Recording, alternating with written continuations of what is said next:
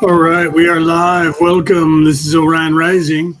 I am your host, Leonard O'Neill. Good morning, good afternoon, good evening, or good morrow, depending on where in the world you are tuning into this show. Show this out, show this out, show this out. All right, it is Friday night, the law of one.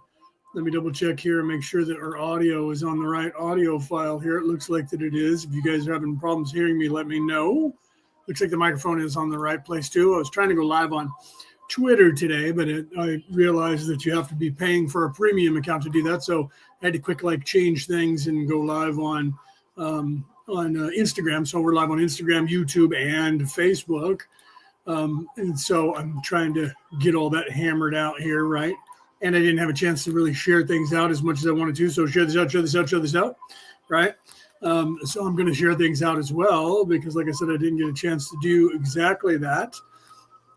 Because of all the craziness that was going on. I was trying to go live there, and it had a message before, and I wasn't sure what that message was. So I thought it was just one of those things where I'd have to go there and hit the live button, but it says premium. Oh, okay, so I got to pay money or they won't let me go live there. You got to love that. Everybody wants money for everything these days. You can't do anything without them having you pay, and you pay more than you did before for stuff. They charge you extra for everything now. Everything starts at $10 a month and goes up from there. Where before, like computer programs, if you had to go and get a computer program in the store and you had to pay for it, it'd be like $100. And then you installed it on your computer. Now that same computer program is $9.99 to $19.99 per month, which adds up to more than $100 a year. Because if it's $10 a month, that's $120 a year. And before, when you got a computer program, you downloaded it until they came up with a new upgrade. That was the computer program. Same thing with drivers for a printer. If you had a printer, you would get the drivers for the printer, and it would be on a disk, and you would install it into your computer, and it would be fine. Now you have to upload it on the internet to your computer, and then they age it out. So if the printer is more than 3 years old, they won't let you get drivers for it because they want you to go into the store and buy another $150 printer and then have to pay for the drivers. And then you only get it for a few years. So everything has become a complete scam in the world with everything, including, before you used to pay for cable. And then you had whatever channels that you paid for the package for. Now you have to pay for a package, and then you have to pay, and then you can't get internet without having that package on most things. You can't go to good internet because it comes with the package. So that costs you a lot of money. And then, so you have to get if you want a good internet package, you have to get a good cable package. But then they charge you for high definition channels, which is weird because Barack Obama made a law that all broadcasting around in the United States was all high definition. So why do you have to pay extra money for high definition channels from most cable companies? Because everything is in high definition. Weird, but you do it and you accept it and you pay for it. Now every single, and like a company like Disney owns 30 channels that they broadcast on, and every one of those channels has a plus channel, which costs you another $10 a month if you want to watch any programming on that channel. And all the networks are doing that, and every network owns 30 to 100 different networks now.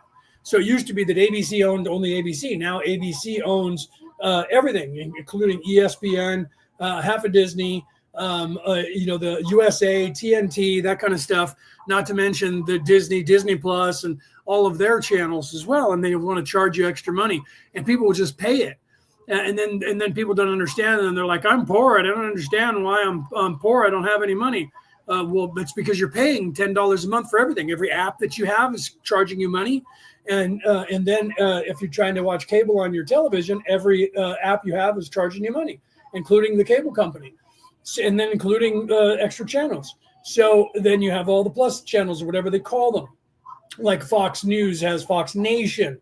They don't have Fox Plus. Everyone else has something plus, and then some people are like, we have plus, and we have plus infinity. And then the other ones have, we have our channel LGBTQ plus. And then they charge you money for it. And then they have one program on there that you want to watch. You get it, you're paying for it, you forget about it. It's on your phone or it's on your internet bill. You don't know about it. And it's just charging to you every single month. And you think you canceled it 5 years ago and you're still paying for it, and you don't understand why you're paying so much money. You got to love this, the way things are. You should pay attention. They actually have an app, and I don't know what it's called. They have an app that you can download to your phone, but then again, you have to give it total access to everything that you own, which I'm sure that they use to their advantage. But you have to give them total access, and then they give you a heads-up display of everything that you're paying for extra. And then if you want to cancel it, you go cancel that, cancel that, cancel that, cancel that. But I'm sure you have to pay for the app. And then once you've done it, you don't need it anymore. But I bet they make you sign a contract, right, to get that taken care of. You got to love that. Tony, welcome. Cassie, welcome. Denise, welcome. Who else said something? Anna, Penny, welcome. Reese, I wasn't putting my glasses on and looking in the chat, so I apologize. And Peter Kolfmeyerland, welcome, brother. Did I miss anybody? If I did, I apologize. Say hello in the chat, or I don't know you here. I just see numbers, right? I think I got everybody. Hopefully I said everybody's name. I apologize if I did not. Okay, so it's the Law of One. We're on session 70 out of 106 this week. I don't even know what it's about. I was running late. It was crazy. I got it edited so that you hear the computer say raw instead of RA. That's the only thing I changed in the editing. What I use, if you're brand new, I use the recording that was sitting. There was a recorder on Carla, who was the channeler. They put a recorder on, because this was back in 1980 to 1984, 1980 to 1982 or 83. And they put a recorder on her chest while she was in a trance with a little microphone sitting there so that it would record. And then they transcribed that to print. And I'm getting a copy of the each session gone to print before they edited it for the books. So this is the raw footage from their website, lawofone.info, info. You can go there and you could also read there. And if you have a computer, not your cell phone, because it doesn't work on the cell phone, maybe on Apple phone, but not on a Android. If you have a computer, you can go there, and if you look at each session, over to the left, there's a little blue arrow. If you click on that, you can actually hear the audio that they recorded for this channeling session. So I use that. Brooke, welcome. I use the raw audio from that. I just have a computer program, not AI, so it sounds like a computer program, because I'm not going to pay AI when I can do a free computer program, which is only about 5 years old. So it sounds a little tinny and sounds like a computer program.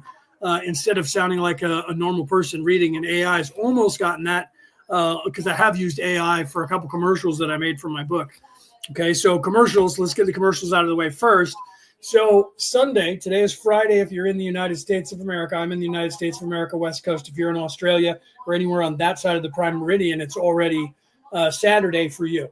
Okay, so Sunday for me, for those of us in the North American continent, Monday for those of you that are in Australia, it'll be Monday morning early for you guys. It'll be 11 a.m. my time here in California, which is 7 a.m. Melbourne time in Australia.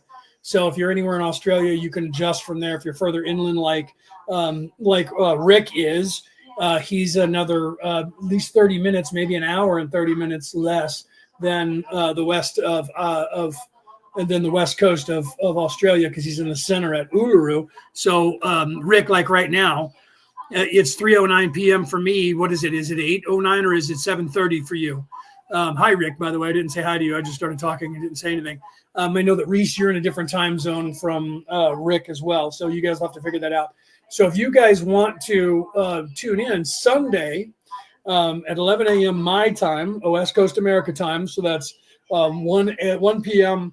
East Coast America time, Jacqueline Taylor, who I'm sure that you guys, if you don't know who she is, I've worked with her for years now, almost 10 years.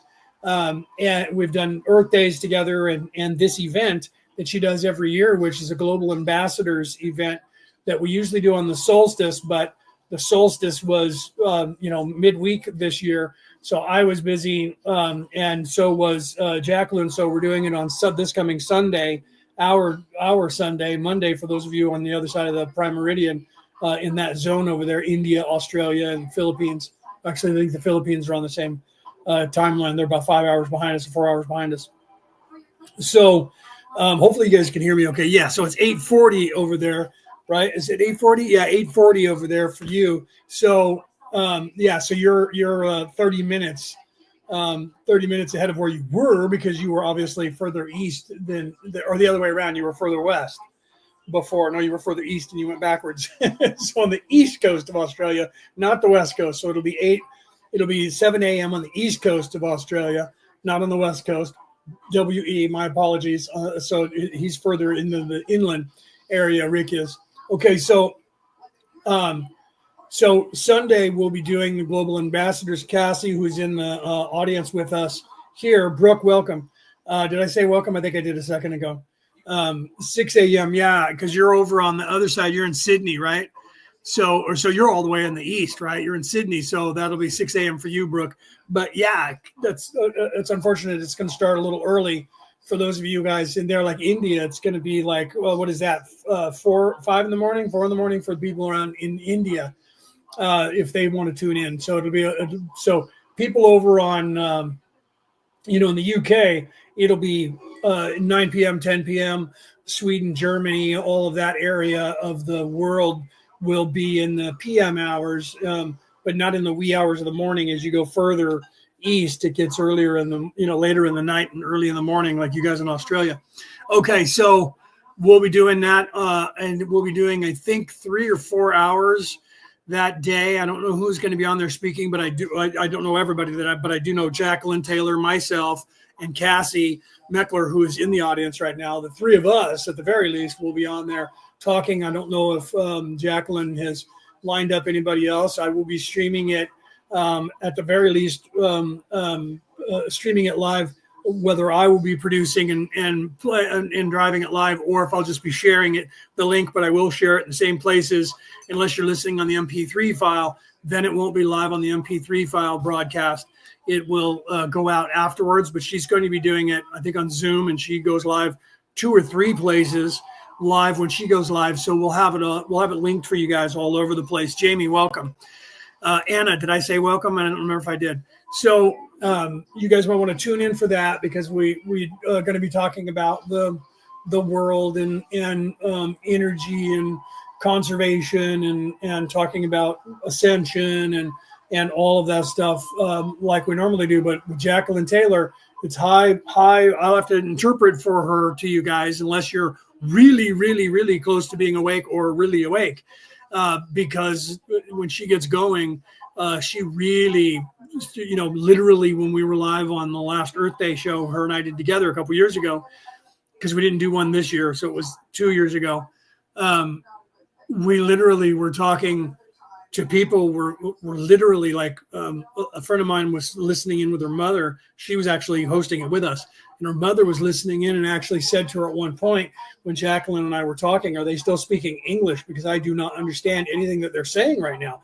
She didn't even recognize the words that we were using, the verbiage, and even though it was complete English that we were speaking at a high enough level to where we literally somebody had to say, "Listen, people are not understanding what you guys are saying right now," and I had to start translating. That's where Jacqueline can go if you let her do that. I edit myself and keep myself explaining and using parables to explain so that people understand what I'm saying. But she pulls me out of that sometimes, and I forget to do that and translate, because she just talks. And when she gets going and she starts channeling this information, it comes out like Carla does when Carla is talking. And that's why I'm doing the Law of One and translating that for you guys into more common terms, that verbiage that people can understand better, and then giving you parables to also help explain what it is that Ra is talking about. Okay, so Joanne, welcome. I think it's Joanne. It might be Joni. It could be Joni, right? Joanne, Joni. I always say Joanne. Unless I ask you guys how to say your name, like Cassie's name, I called her, like, what did I call you? I called her Casey, I think, for a long time, and she had to finally tell me. And I'm like, you got to hit me upside the head with a brick sometimes. If I don't know, I'll guess. And if I don't ask you and you don't tell me, I'll guess. If I say it wrong, your name wrong, then I always apologize for that, because I don't try to. Names are difficult. Names are difficult. Okay, so let me do a sound check, right? Let me do a sound check, and you guys let me know if you can hear the Law of One, and we'll get started on session 70 of the Law of One. Okay, so here, let me do a sound check. You guys let me know if you can hear it, okay? September 9th, 1981. 70.0 Ra. I am Ra. I greet you in the love and in the light of the one infinite creator.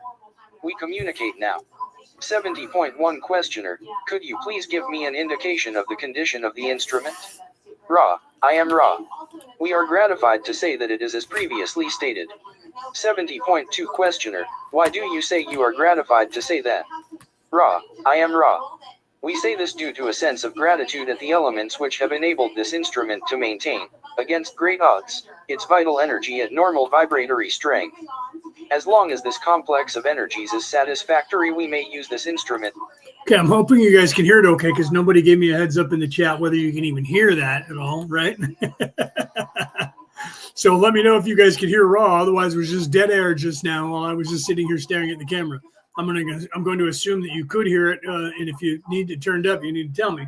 Otherwise, I'm going to assume you guys can hear it just fine, and we'll just continue. Without depletion, regardless of the distortions previously mentioned. 70.3 Questioner, the instrument has complained of intensive psychic attack for the past diurnal period, approximately. Is there a reason for the intensification of this at this time?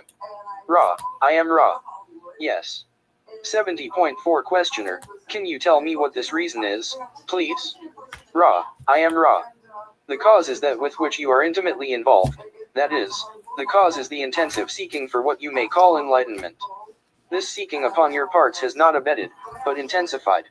In the general case, pain, as you call this distortion, and the various exaggerations of this distortion by psychic attack would, after the depletion of physical complex energy, begin the depletion of vital energy. This instrument guards its vital energy due to previous errors upon its part. Its subconscious will, which is preternaturally strong for this density, has put a ward upon this energy complex. Thus the Orion visitor strives with more and more intensity to disturb this vital energy as this group intensifies its dedication to service through it. Yeah, Tony, I apologize for that. My mother's in the other room. She's 80 years old and has dementia, so I can't leave her out of my sight. I used to go in my office and close the door. I can't do that anymore. So television is in the background. And so it's unfortunate. Like right now, I'm sure you can hear it a lot louder because I don't have Raw on. I can turn Raw up a little bit. Let me check the audio and make sure that I'm not on the GoPro audio. Because sometimes it does that on the microphone. It'll default to that. No, it's not on the webcam right now. So it is just the background noise. So you will hear that. I'll turn the sound up a little bit more on the on Raw here so that hopefully it'll overwhelm it. Let me check here. Enlightenment. 70.5 Questioner, I have an extra little question that I want.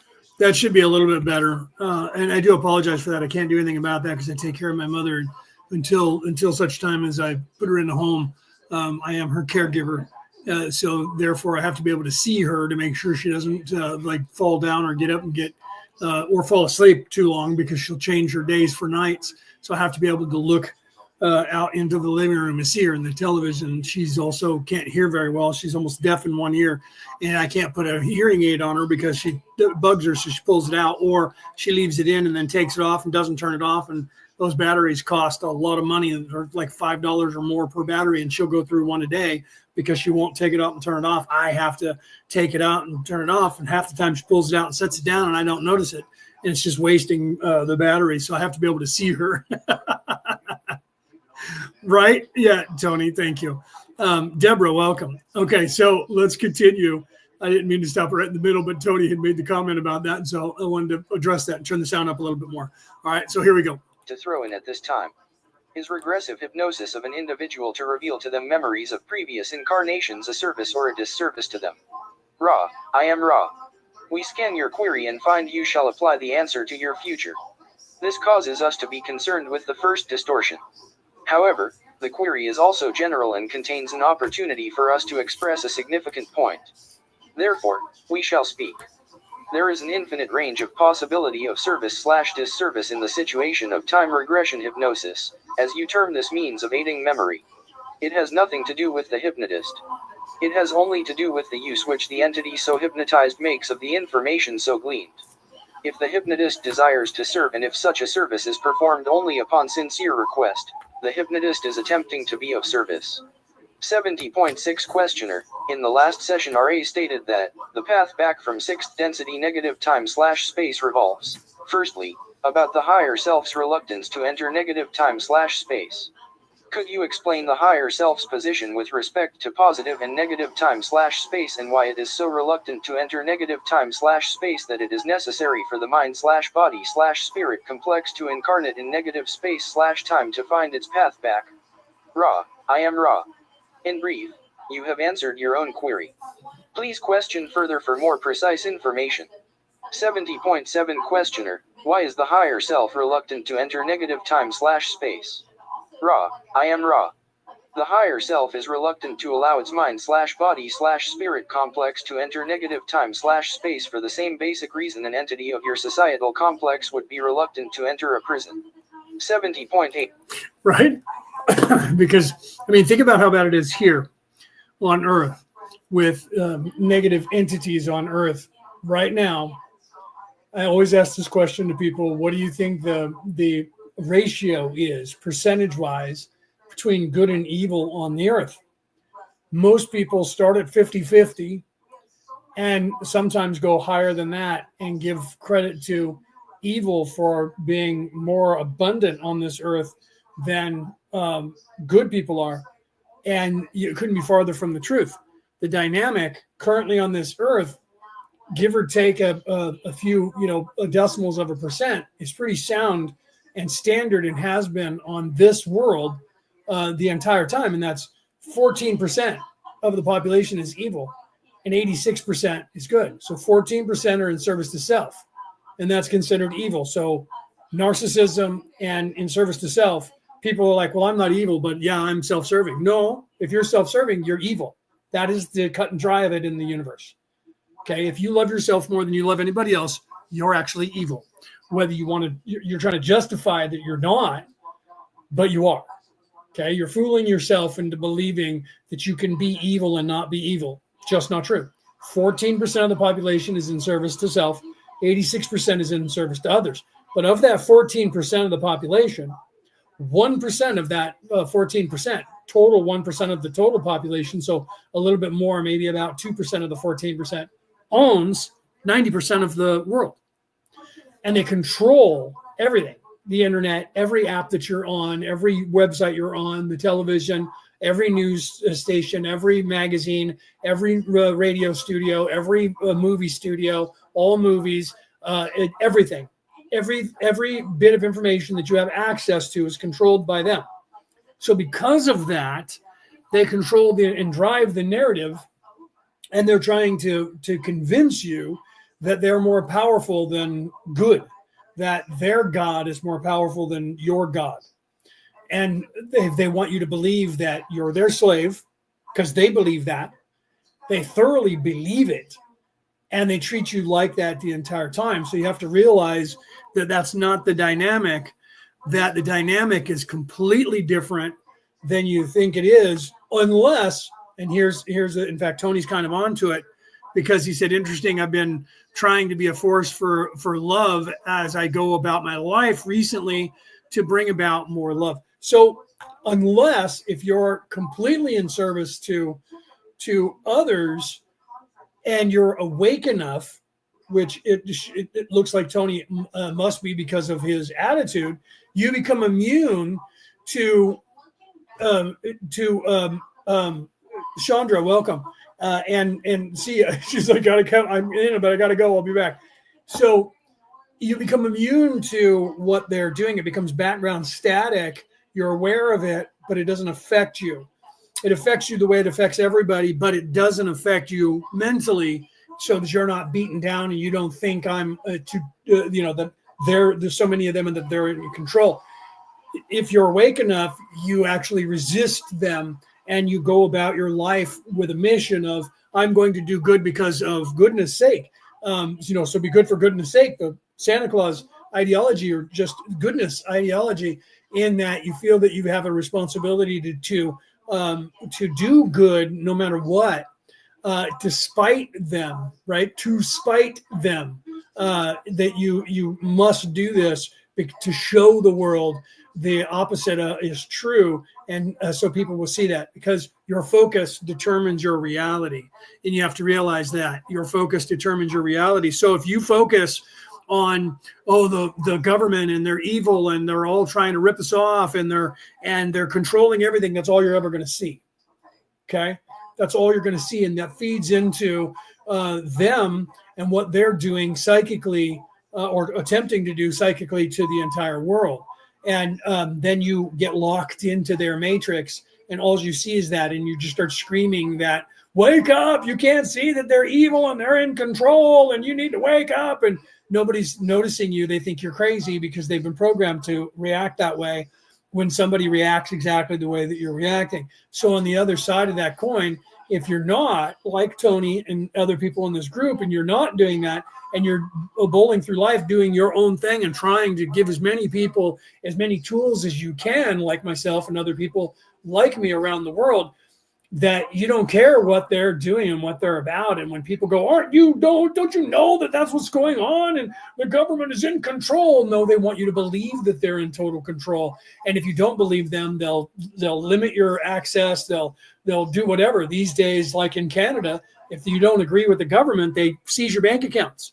That's what they're doing in that country. They were thinking about trying to do it here. If you get on a digital currency here, you're giving them that control and they'll be able to turn you off. Same thing with an electric vehicle.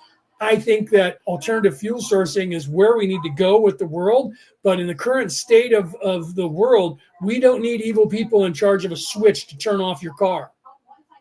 Okay. They started it with a low jack, and all electric vehicles, you need to look into this. All electric vehicles are going to have a low jack installed in it, which means that if you're running from the police, they hit a button, the police call up and say, activate car number, whatever, and turn it off. And you will get turned off. They'll lock you in it, and then they arrest you. If there's another attempted lockdown by these very same people, they're going to just turn off everybody's car. You don't get to go anywhere. Okay. We'll let you go out, but you have to check in with us and prove that you're going to the store, and we'll let you go to the store and get food and come back. Otherwise, we'll deliver it for you and you stay in your house. And then they'll force you to buy it on an app and have somebody deliver it to you so that you don't go anywhere, because they will control you. Right now, they can't control things if you don't have a digital currency and you have cash in your hand and you have a car that they can't low jack and turn off. You can come and go as you please and pay cash for something. That's why they're trying to get everybody to say, we don't take cash anymore. COVID was the beginning of that. We don't take cash. You don't take cash, then you don't get my business. Walk away. Go somewhere else. If you do that every time, those same companies will all of a sudden start taking cash again. Okay.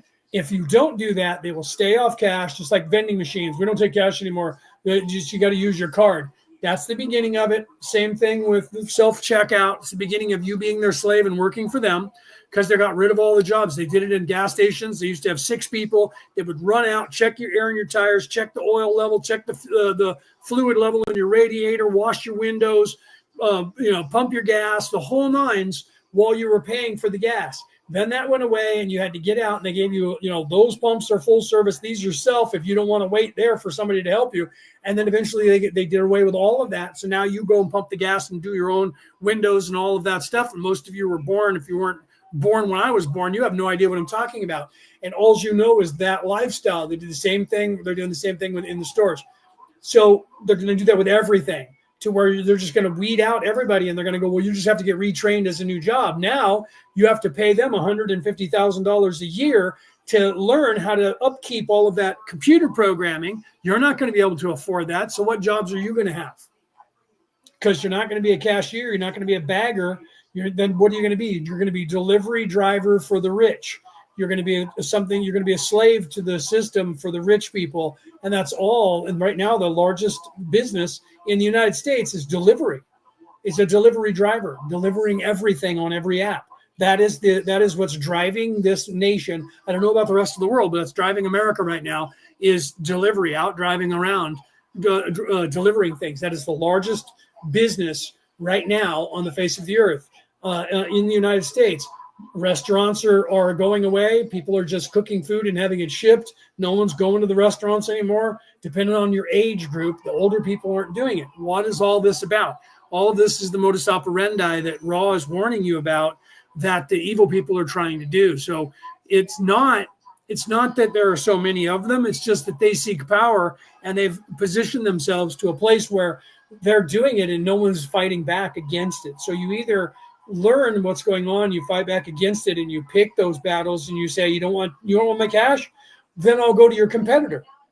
And you walk away. If enough people do that, that company is going to go, why aren't we making money? Nobody wants to use a card. Everybody wants to pay cash.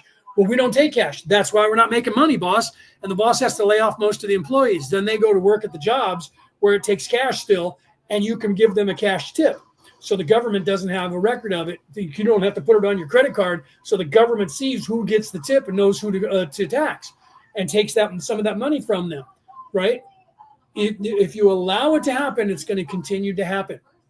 They're taking control, well, bit by bit by bit by bit. I've watched it happen in my lifetime. And I remember my father saying he was watching it happen in his lifetime. My grandfather saying the same thing. Little bit here, a little bit there, a little bit here, a little bit there. And if you look back in time, literally in 1776, they signed a Declaration of Independence because the king went from a 2% tax on tea to a 3% tax on tea. It was a 1% tax rate hike. And the people in the United States went to war and killed people for 7 years so that they could gain their freedom, so they wouldn't have to pay a 1% tax to the king. We are now paying more than 1 million percentages of tax on everything now in this country.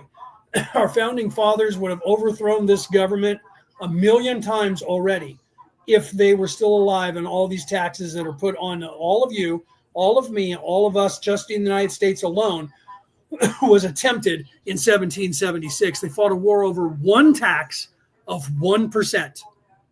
And that started a revolutionary war that caused the nation to become free. Currently, after that tax, which is only a 3% tax on tea alone, we now pay a 15% sales tax. Not to mention any other kind of tax that you have for a state that's not a federal income tax. So you get money that they take taxes out of, and then they pay taxes. Then you pay taxes at the end of the year. When you spend the money, they tax you on it. When you receive money from somebody else, they tax you on it. You go to a restaurant and buy food, you get taxed on it. Every time you spend your taxable money, you get taxed on it. You buy a car, they tax you on it. Then you have to pay them for the right to drive on the road. And then you have to pay registration. Then you have to pay insurance and have proof of that. So they tax you again. Okay. Then when you go to the gas station, you have to pay another tax on that gasoline that you're putting in the car that's already taxing you, and you're paying money. You're also paying taxes for the roads that you're on. Do you see what they're doing? You need to realize these things and say, no, we're not doing that anymore. So Raw is literally trying to show you how, let me get back on point here, how the question that Dawn asked is, why do people have reservations of going into a area that is in service to others? Because you have the reservations like as if you were going into a prison. And it's only 14% of the population here is my entire point of everything that I just said. We're only 14% of the population of evil people. Could you imagine what this place would be like if 98% of this population was evil? How bad would it be then? It would be complete war all the time. It would have to be, because you would have evil people trying to tax the everybody, and all the other evil people below them going, no, I'm not paying your tax. And there would be a lot more war than there is now. People who are in service to others go, oh, okay, all right, because they don't want a conflict. People that are in service to self are like, you're not getting any more of my money than you already get. Well, yeah, well, then we're going to put you in jail. No, you're not. So there'd be far more conflict. It would literally be like a prison system without bars. The prison would be, you would enter the prison when you went down to the planet, going through the solar system and literally going through whatever ionosphere, and landing would be entering the prison. And after that, you're in the middle of it. Like if you ever saw the Chronicles of Riddick, the second movie, because the first movie was Pitch Black and the second movie was the Chronicles of Riddick, they put him in a prison planet. And literally when they came in, they basically lowered him down, or he went down a rope and landed, and the prisoners were just out and crazy and fighting. The same thing happened in Star Trek, The Undiscovered Country. They took Captain Kirk and Leonard McCoy to the prison planet of Hoth. No, not Hoth. Hoth was the moon. The Rura Pente, the prison planet. Same thing. They put them in there, and basically they just had kind of guards watching them, and it was just a pandemonium. Okay, that. Literally, this place is only 14% in service to self, and it's pretty pandemonium here. So could you imagine volunteering to go into a place that's higher percentage than this by 75% that is evil? That's insane, right? Cody, welcome. So that would be really insane. So you would have reservations for going there. Let's continue. Questioner, what I am trying to understand here is more about the higher self and its relationship with the mind/body/spirit complex. Does the higher self have a sixth density mind/body/spirit complex that is a separate unit from the mind/body/spirit complex that is, in this case, displaced to negative time/space? Ra, I am Ra. This is correct. The higher self is the entity of mid-sixth density which, turning back, offers this service to itself. 70.9 Questioner, I think I have an erroneous concept of the mind/body/spirit complex, for instance, that I represent here in this density in my higher self. The concept probably comes from my concept of space and time. I am going to try to unscramble it. The way I see it right now is that I am existing in two different locations, here and in mid-sixth density, simultaneously. Is this correct? Ra, I am Ra. You are existing at all levels simultaneously. It is specifically correct that your higher self is you in mid-sixth density and, in your way of measuring what you know of as time, your higher self is yourself in your future. 70. Okay, but did you hear that right there? Okay. I should rewind that slightly so you hear it again, just in case you were talking or thinking or wasn't paying attention to exactly what Ra just said to the answer to that question. Let me back up a little bit here and play that one more time. Listen very carefully. You are existing at all levels simultaneously. Okay. You are existing in all levels simultaneously. Okay. Wrap your head around that for a minute.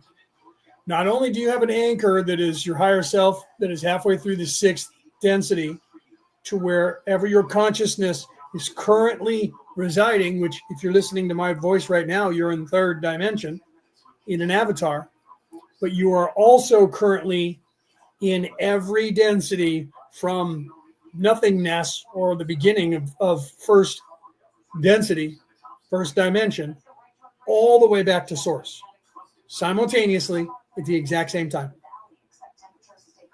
Minimum of one entity for every single dimension. Minimum.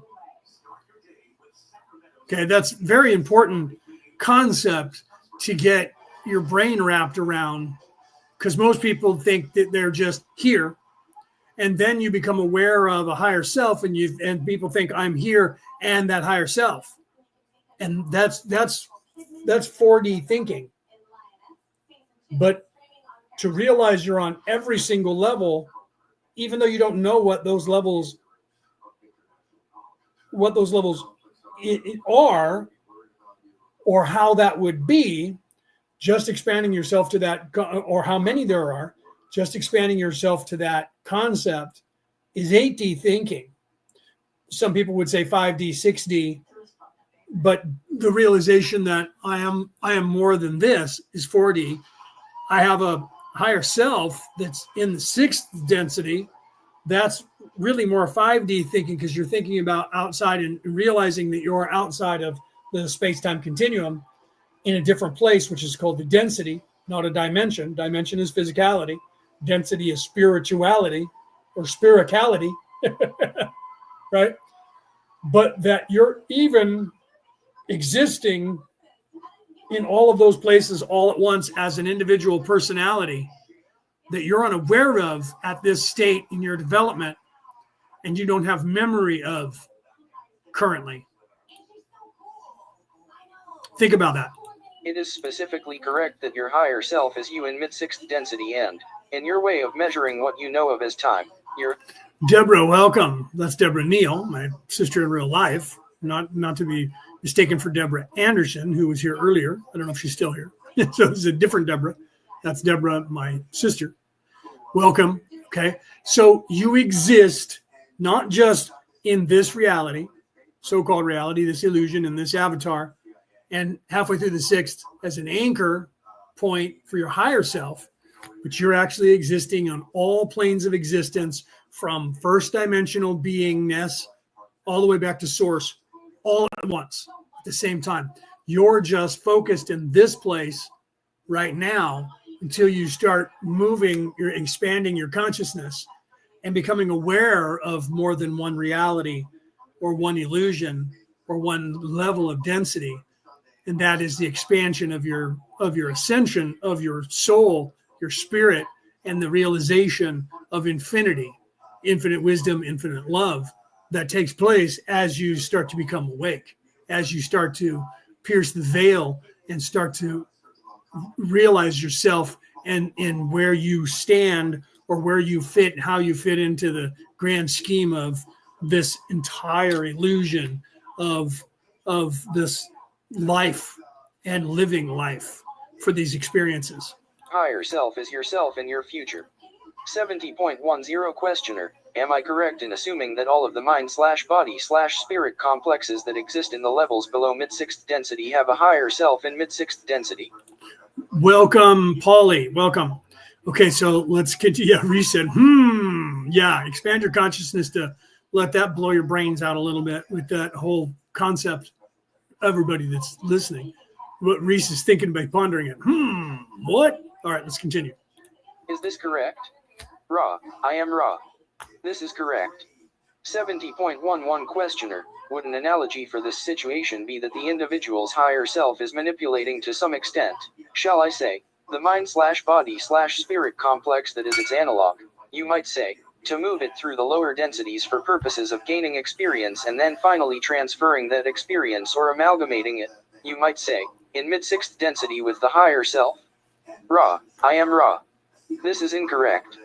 The higher self does not manipulate its past selves. It protects when possible and guides when asked, but the force of free will is paramount.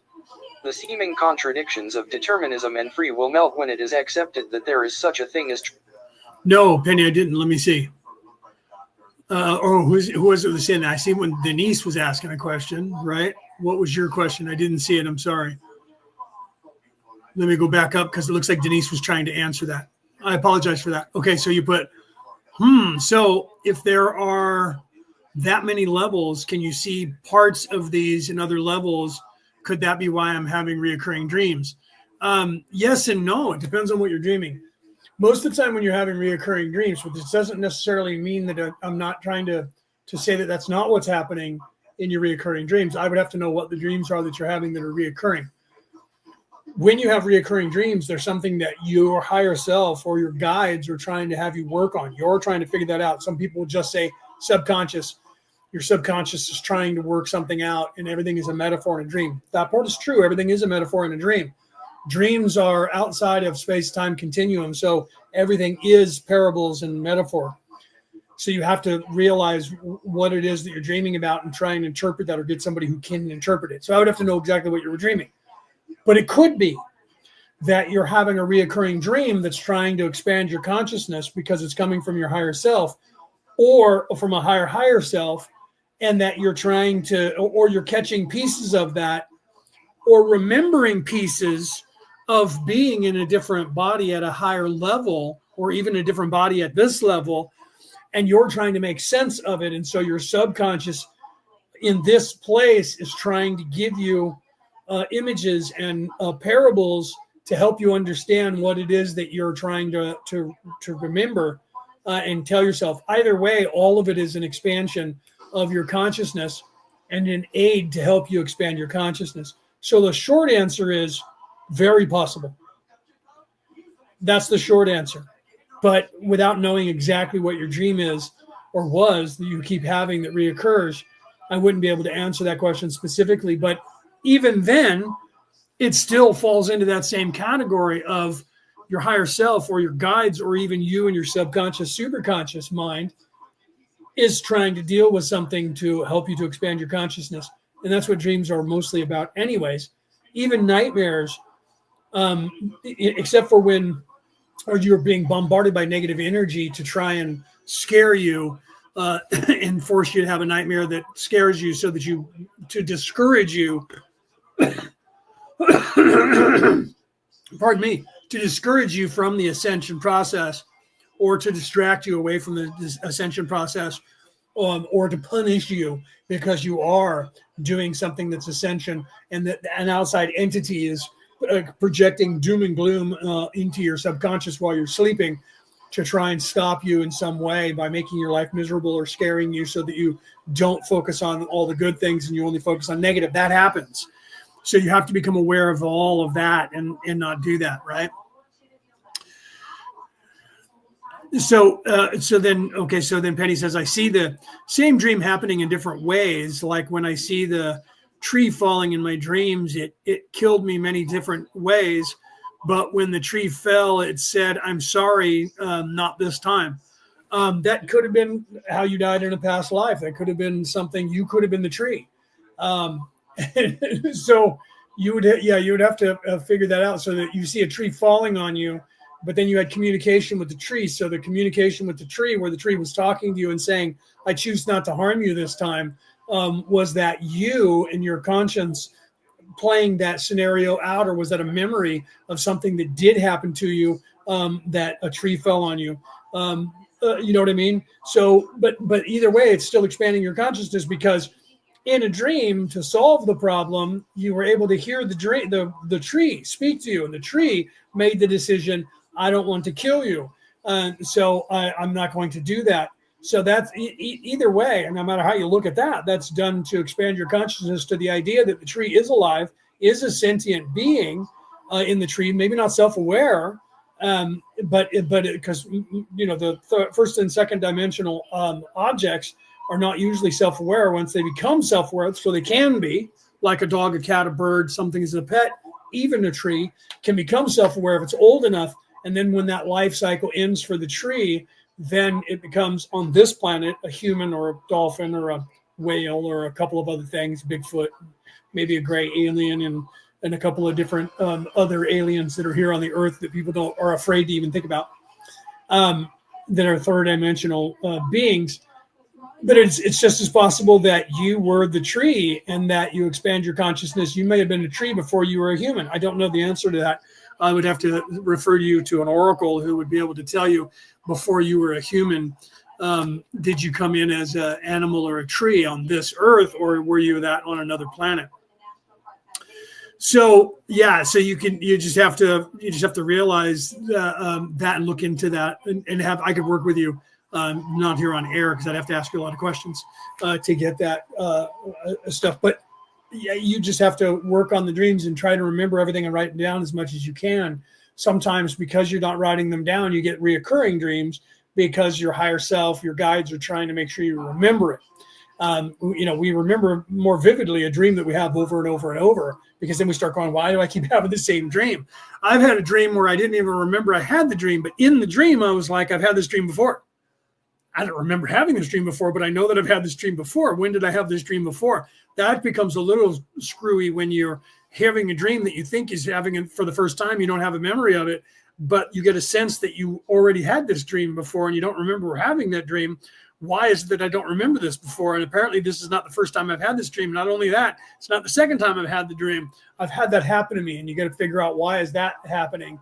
What was I missing before, to where I was completely not catching that I was having that dream at all, or remembering that dream? You know what I mean? So you got to look into stuff like that. Yeah, I do the same thing. Jamie says, I'm going to leave a notebook beside my bed to write everything down right away. I have I have a nightstand, and on the shelf under the nightstand, I have a pen and a paper sitting literally there, so that if I wake up at any time during the night or even in the morning, and I think to myself, I just had a dream, I need to write this down, I will immediately, no matter what I'm doing, even if I have to go to the bathroom and I go, oh man, I gotta go to the bathroom, before I do that, grab it and go into the bathroom, because if you wait long enough while you're in the bathroom, you'll forget details. So I'll grab it with me and go in and sit on the pot and write everything down. Write down everything that I can remember in shorthand, and then go back in detail, write it after I'm done using the restroom, for that specific reason. Literally have a pen and paper always next to my bed to make sure that I can write down whatever it is and journal that Because if you don't, and you're like, oh, I'll have to remember this to write this. Think about this the next time you do that. If those of you out there who don't want to write it down, don't have a pad and a pen or a pencil and a pad and a paper sitting next to your bed, the next time you have a dream and you think to yourself, I got to wake up and remember this dream, you're going to realize that you forgot half of the dream. Because when you're still entering the body, you're not as veiled as you are once you get into the body. So when you first wake up, your ego's not screaming at you. You can't hear it yet.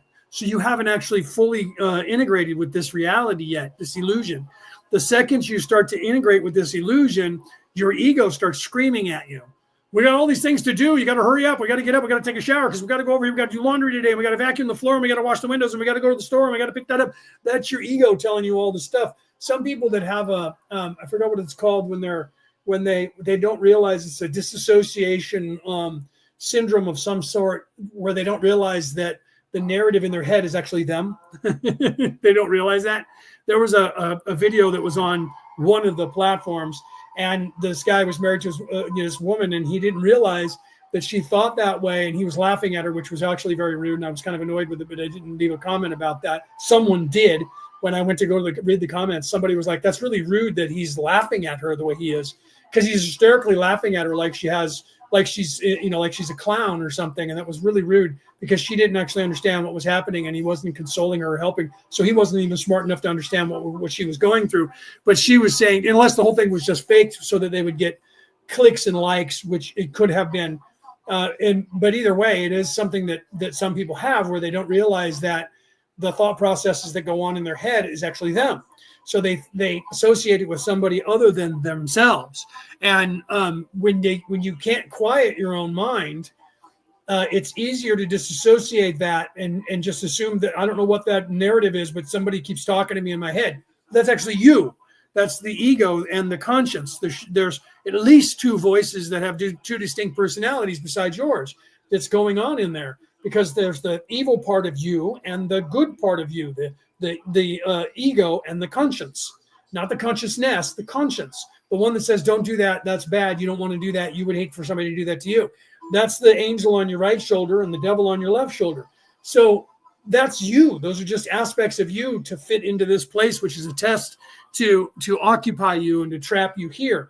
By having those, you have the choice of being good or evil. So you have the evil on your left shoulder and you're in the good on your right shoulder that are both tempting you constantly. And that's what the entire temptation, the last temptation of Christ and the serpent in the garden story is about. It's about the ego that is this place, the beast, the number of the beast that is this place, that is trying to distract you and keep you in this place. That's your ego.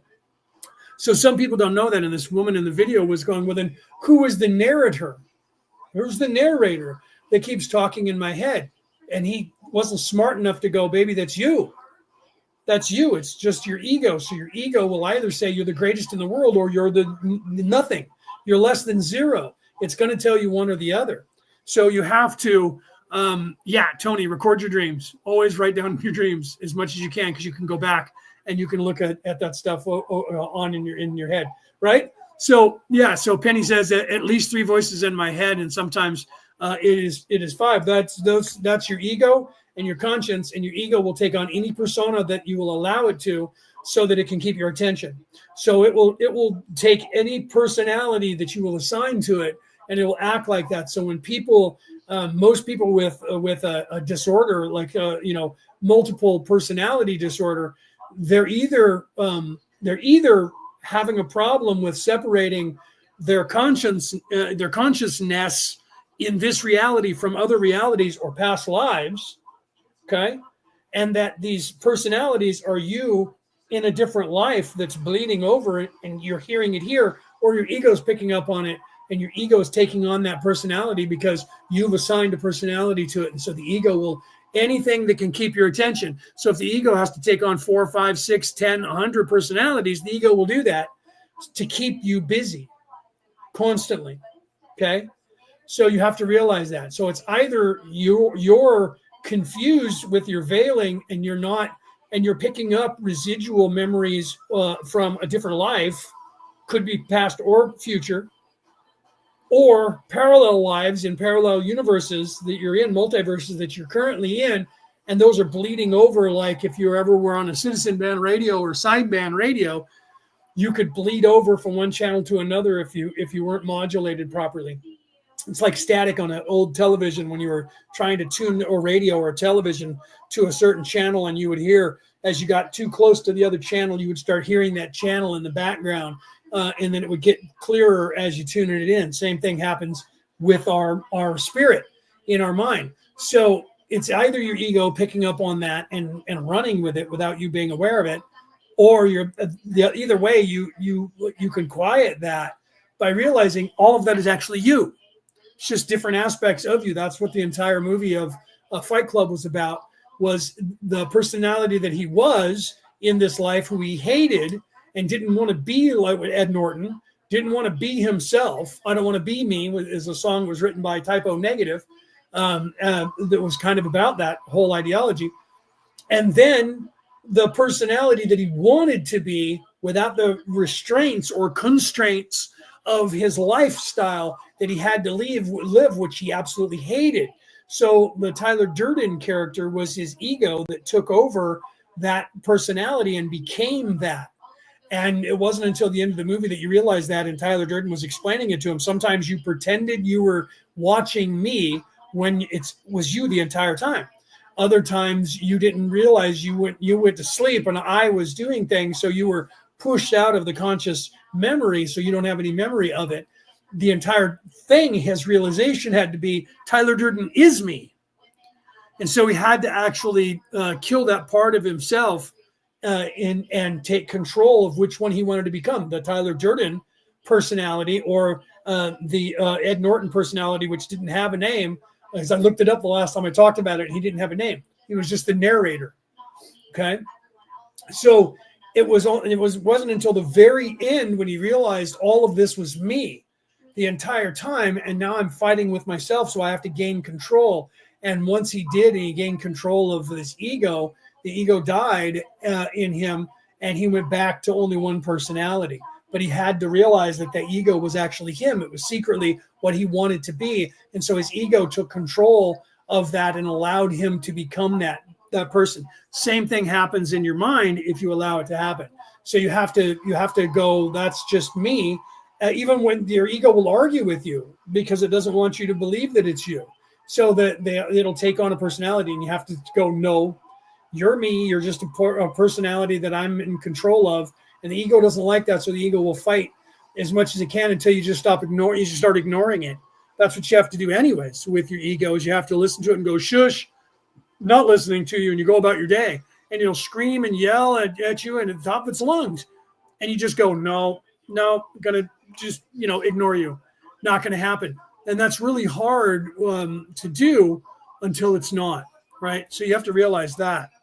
So it doesn't matter how many voices that you hear in there, they're all you, and you're just taking different personalities on in your head. At some point in your life, you separated those into what you thought was an individual personality, and because of that, you've developed that distinct voice. But sometimes, and here's where the if you listen intently, if they're not telling you negative shit and they're telling you positive shit, what you're actually hearing is your guides talking to you, because they have completely individual personalities. Somebody who's dead, somebody who's talking to you from the other side, your higher self, your guides, that you can discern.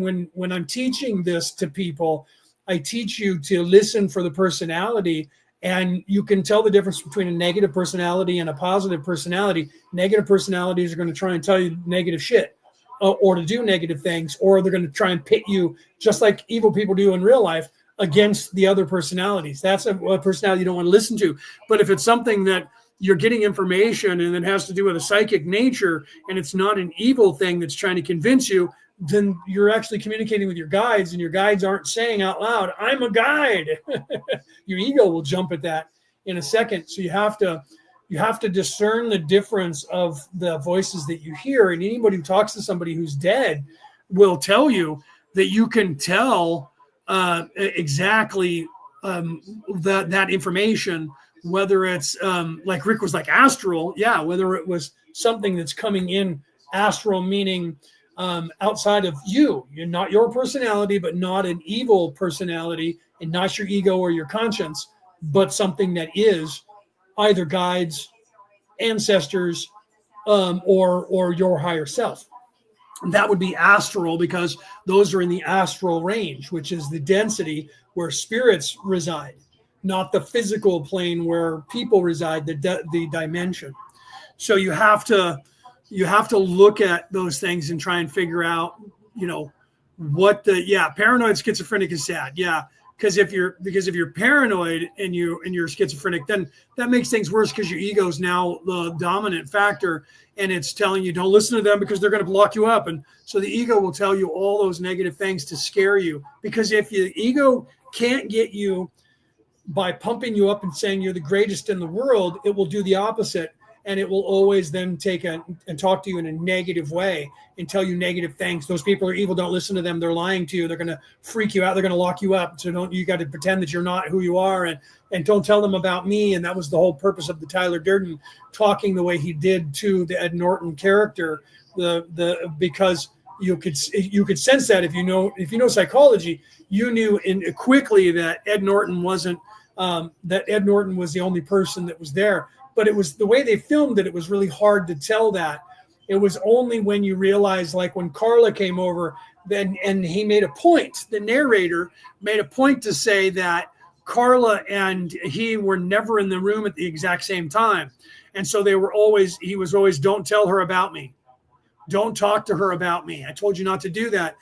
On the surface, you're like, oh, okay, so he knows that he's talking about to his girlfriend, but he's saying, don't talk and tell her about me. And so that's what only the people were getting. But in psychology, when you realize that, especially when he was going, don't you hear this? And she was like, I don't know what you're talking about. What are you talking about? And he's like, you can't hear this noise? She couldn't hear the noise because only he could hear the noise, because it was in his head to get his attention. And when he opened up the door and Tyler Durden was downstairs and he said, don't talk. I told you not to talk to her about me.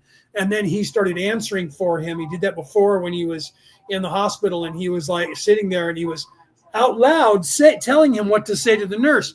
If you're paying attention, you realize the nurse can't see Tyler Durden standing in the room telling him what to say. Because if he was standing in the room and the nurse is right there, the nurse would know that he's standing there telling him what to say. And he was going, tell her this, say this. And then he said those things to the nurse. And then he did the same thing to Carla. Anyone who knows anything about psychology immediately went right there during the first time watching the movie, Tyler Durden is in his head. Tyler Durden is not real. When I saw the movie for the very first time, I was like, I wonder how many people realize that Tyler Durden is a voice in his head. And no one, and you don't want to blurt that out in the movie theater. Tyler Durden is not real, because that's, now you're ruining what's obviously going to be a plot twist at the end of the movie. So I didn't say anything, and at the end of the movie when it happened, people were like, "Oh my God, when did you figure it out?" I'm like, well, firstly, when Tyler Durden started appearing in flashes before your eyes in the beginning, do you remember that? And most people didn't catch that. I did. I'm one of those people who could count how many times Tyler Durden was flashing in on the screen. That was as the psychotic break was starting to happen and the ego was starting to take on the persona. And then when he started speaking for him out loud, like as if the person couldn't hear him, tell them, say this. And he would start saying that. And then when he found himself talking to his boss and said, then I started hearing words that sounded like Tyler Durden coming out of my mouth. Those were other hints that the makers of the movie and the writers were showing you, so that when you look back on it and see the movie for the second time, you go, it was completely obvious, but I didn't see it. Why not? Because you weren't paying attention, right? So the same thing happens to you with your ego and the narration in your head, that you're the one. And this is why we teach you that if you're paying attention to your thoughts, and we get you to meditate on that and clear your mind and listen to the thoughts and then really pay attention, you'll realize the entire concept of all of the thoughts that you have happens first. And when you do that, that's when we say, that's you. You're the one that's doing that. And then your brain gets the concept and then thinks it in this place. So you become associated when you're first here with the thinking. And eventually when we tell you, I am not the thinking mind, you are not the thinking mind.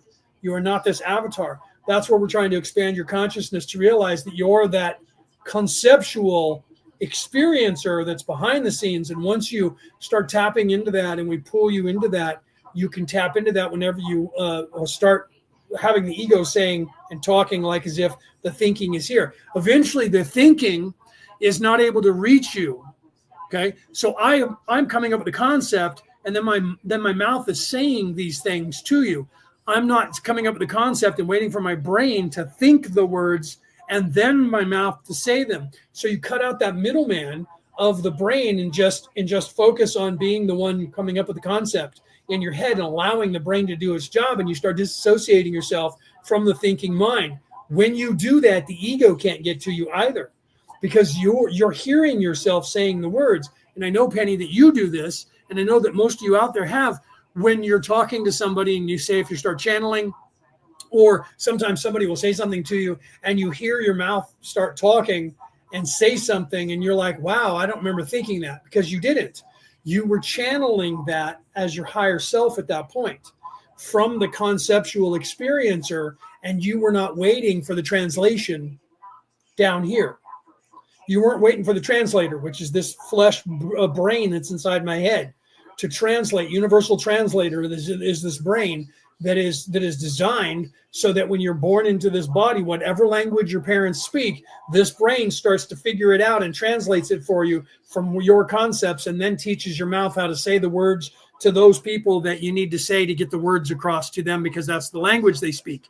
And then you have to do the same thing and learn and interpret other languages and piece those words together. What does this word mean that I know now? And what does that word mean? And your brain translates those, and then eventually you get more fluent at that language and you can speak that language. And it only takes you a couple of seconds with a couple of words to start speaking, and then you just move right into that language. And the more you get used to doing that, the more you can translate back and forth from the whatever language you speak now. Currently, if you're listening to me, you're speaking a version of English, and whatever other language that you speak, you get better at that because your brain gets wired to where it understands. Our brain, scientists have realized our brains are wired specifically to be able to do that function. And that once you tap into that, when you're learning language, the language becomes easier for you to be able to shift from language to language or back and forth from two languages.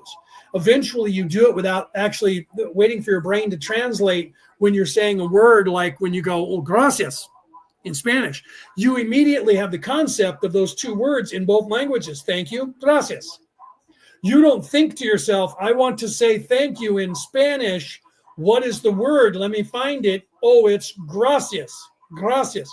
You don't think those things because you're not the thinking mind. You put the concept into the thinking mind and say, I want to say thank you in Spanish. Gracias. De nada.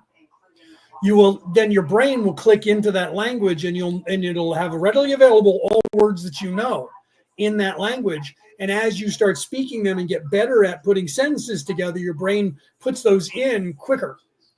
It doesn't have to translate every word from your English into that language, because the brain does it for you, because you're conceptual, because you're not the thinking mind. Otherwise, you would have to actually think those things, but you don't. Do you see? Same thing with personalities and ideologies. Okay.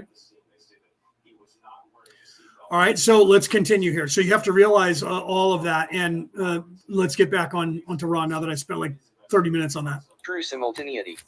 The higher self is the end result of all the development experienced by the mind/body/spirit complex to that point. 70.12 Questioner. Then what we are looking at is a long path of experience through the densities up to mid-sixth density, which are a function totally of free will and result in the awareness of the higher self in mid-sixth density. But since time is illusory and there is a, shall I say, unification of time and space, or an eradication of what we think of as time, then all of this experience that results in the higher self, the cause of evolvement through the densities, is existing while the evolvement takes place, since it's all simultaneous. Is this correct? Ra, I am Ra. We refrain from speaking of correctness due to our understanding of the immense difficulty of absorbing the concepts of metaphysical existence. In time/space, which is precisely as much of yourself as is space/time, all times are simultaneous, just as In your geography, your cities and villages are all functioning, bustling, and alive with entities going about their business at once. So it is in time/space with the self. 70.13 Questioner. The higher self existing in mid-sixth density seems to be at the point where the negative and positive paths of experience merge into one. Is there a reason for this? Ra. I am Ra. We have covered this material previously. 70.14 Questioner. Oh, That's the Vesica Pisces. That's the yin and the yang. That's the heart chakra. So the sixth density is the universal heart chakra. The universal heart chakra between the bottom octaves and the upper octaves. Okay. So you have 1 through 5, 7 through 9, right? Or 7 through 12, right? And then the heart chakra. Okay. So 1, 2, 3, 4, 5, 6, 7, 8, 9, 10, 11, 12, or 11, right? 7, 8, 9, 10, 11. And then 12 would be all of those together. Okay. So that's literally the same as down here 1, 2, 3, 4, 5, 6, 7, 8, 9, 10, 11, 12 for the higher planes. And that's where people don't, they go, well, how many dimensions are there before you go back to the one? There are 12. And then there's the one. Okay. And that is 13. 1 plus 3 is 4. That is the God, the creator of the universe. Some people expand that out and say, no, there's 33 because there's 33 runs in the vertebrae. Those are subcategories that are in the same order. So it just depends on what you're cutting out as, because the vertebrae, you're absolutely right. 33 vertebrae, 33 years for Jesus. So some people assume that there are 33 levels before you get back to the one creator.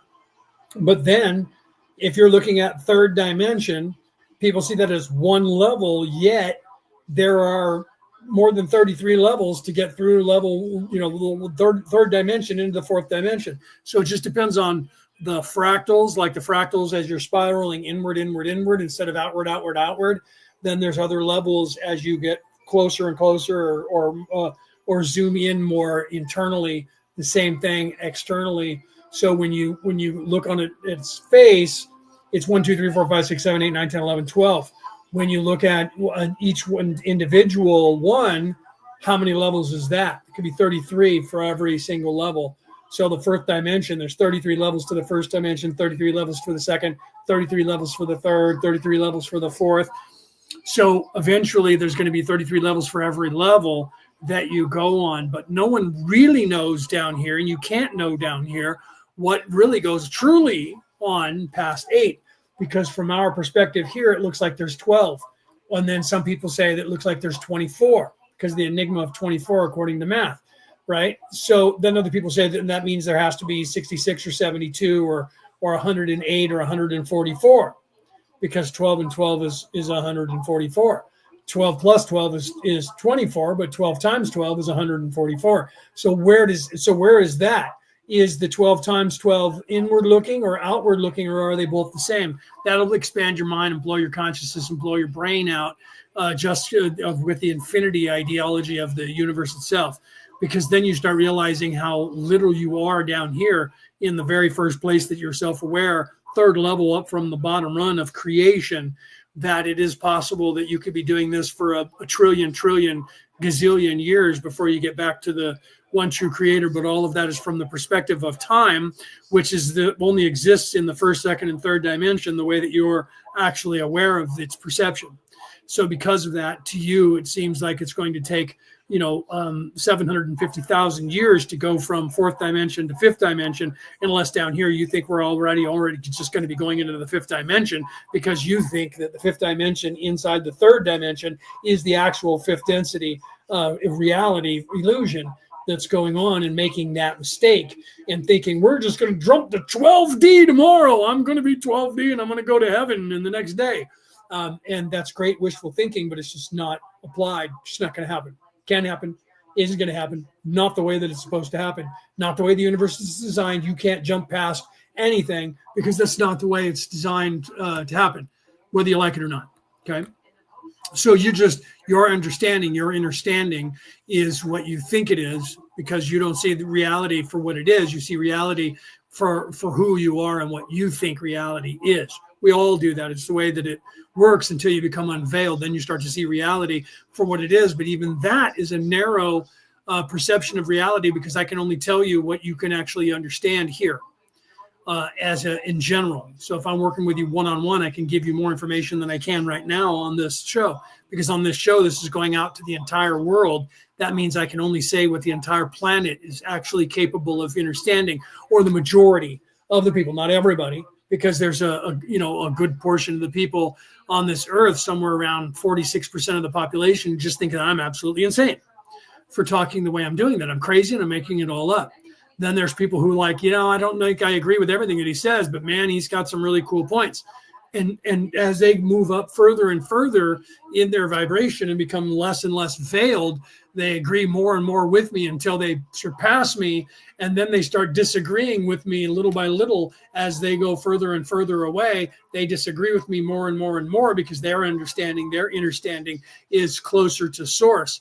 Unless they're completely awake and unveiled like myself, then we can go to those places and talk about those things only one-on-one. If other people are listening, we can only say what they can hear, unless we start speaking in a way that they don't understand the words that are coming out of our mouth.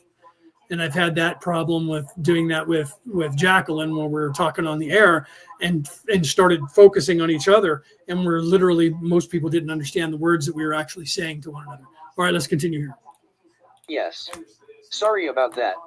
It slipped my mind. Now, if a positive entity is displaced to negative time/space, I understand that the higher self is reluctant to enter the negative time/space. And for some reason this makes it necessary for the mind/body/spirit complex to incarnate in negative space/time. Why is it necessary for this incarnation in negative space/time? Ra, Welcome, Stephanie. I didn't see you there until I just looked down here and said, hi friends, welcome. am Ra. Firstly, let us remove the concept of reluctance from the equation, and then secondly, address your query more to the point. Each time/space is an analog of a particular sort or vibration of space/time. When a negative time/space is entered by an entity, the next experience will be that of the appropriate space/time. This is normally done by the form-making body of a mind/body/spirit complex, which places the entity in the proper time/space for incarnation. 70.15 Questioner. I think to try and clear up this point, I'm going to ask a few questions that are related that will possibly enable me to understand this better, because I am really confused about this, and I think it is a very important point in understanding the creation and the creator in general. You might say, if a wanderer of 4th, 5th, or 6th density dies from this 3rd density state in which we presently find ourselves, does he then find himself in 3rd density time/space after death?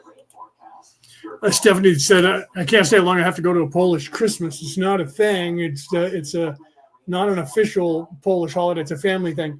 I remember doing the stations, the Fatima stations with the Catholic Church when I was a knight, or I still am a knight. But I was running security for that, and also another time when I was carrying the Holy Mary, where there were 6 of us that were literally lifting up this big, giant statue of her. It was heavy. Luckily, I was in my 30s and a lot stronger than I am now to carry that. But we went from church to church to church in this one town, and we were walking right in the middle of the street and had to block off the streets as we were walking. Some people would get annoyed with us because what the hell are you doing? But most people realized when you come walking around the corner with a big giant cross and people carrying a cross and a whole procession of people carrying Holy Mary. We started at in the Polish area of town, and we went to Polish churches. And it was all done on Christmas Day, and we went from church to church to church, and we could pick up parishioners as we went, and then eventually ended up in my parish of St. Catherine of Siena. And that was where we paraded to. And it took us, I don't know, it took us a while, like an hour or 2 hours or more to walk that whole thing. And I did that in 2 different cities at 2 different times for the ceremonies.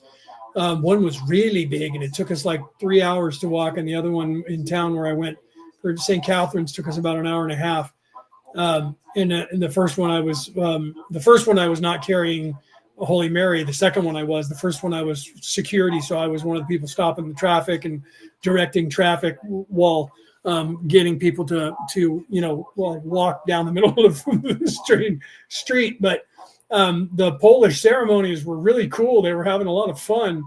But the people were really nice, and that was when I was learning that there are differences in the different cultures in different countries, what they do for Christmas and things like that. So I was able to learn a lot about the different Russian, Polish, and different people's Christian Orthodox churches and the things that they do and the people themselves and the things they do for Christmas. That's when I learned that like Santa Claus is only red over in the Viking countries. In like France, he's green or yellow, and Germany, he's wearing yellow, and a couple different countries where they have the name is different or it's done in a different language. And but Santa Claus, if they even celebrated that, would be dressed in different attire: green, yellow, white, red, blue in one country. And I didn't know that as a kid. I just thought that the red Santa Claus was universal. Most people do, and that's when they equate it to the mushrooms, and that Santa Claus has everything to do with mushrooms, and the mushrooms are red with white dots on it. And I'm like, Santa Claus is actually multicolored in different countries, not because there are mushrooms were that color. Although I think that there is something to the mushrooms and the people were doing that. Nothing wrong with that, but that was only happening in the places where the mushrooms grew. So Santa Claus isn't from just that ideology, but was it integrated into that religious ideology? Absolutely, but that's not the origin of it. So people say, well, the origin of Santa Claus was the priests. Well, what was the religion of the priests? Because they weren't Christian, because Christian priests wouldn't be peddling mushrooms.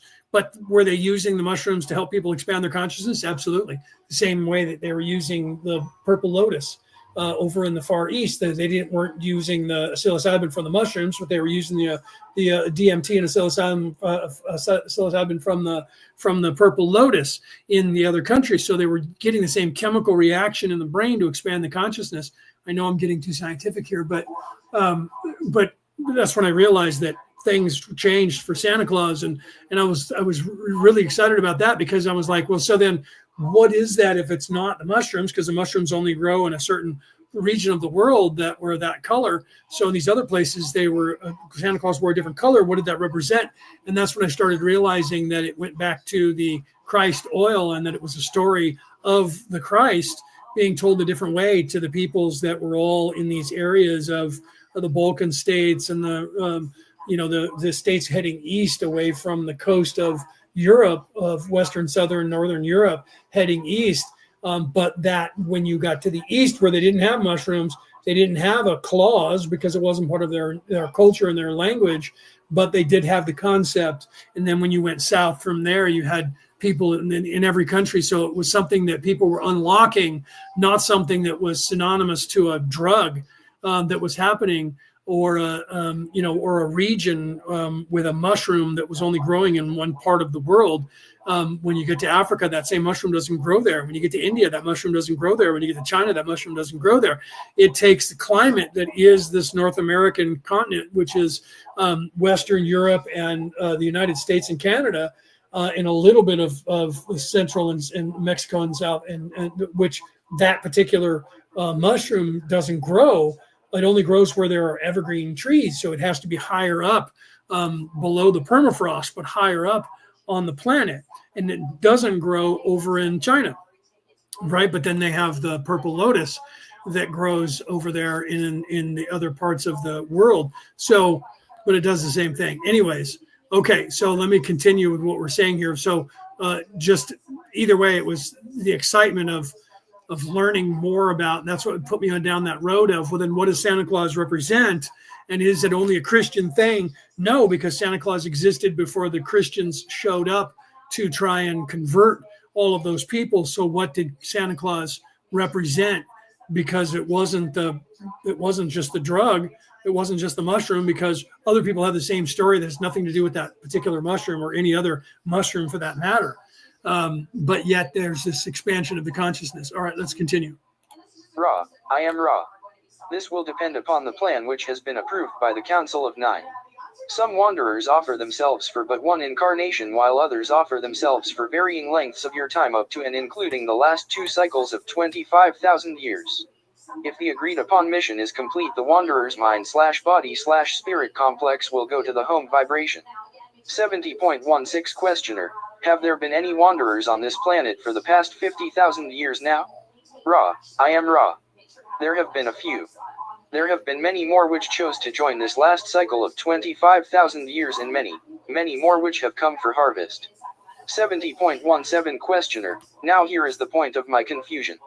If, after physical death, a wanderer would return to his home planet, shall I say, why cannot the same Right before I continue with this, right, because Cassie was talking about asking questions about that. Yeah, Cassie, if you're going to do anything like that, where, you know, psilocybin, DMT, ayahuasca, or high levels of THC, make sure you don't have people around you that are self-serving or evil, because then they'll just fuck with you and screw up your trip to make sure that you don't have a good experience. So if you're going to do that, have somebody there, especially if you're going to do anything like ayahuasca, because you go unconscious for 10 minutes. Same thing with the psilocybin. If it is high enough level, you will go unconscious for a few minutes. Otherwise, you'll just see things and hear things and stuff like that. So if you don't have a guided tour, or if you're doing ayahuasca, it'll take you on its own, or peyote, which is also a psilocybin and DMT.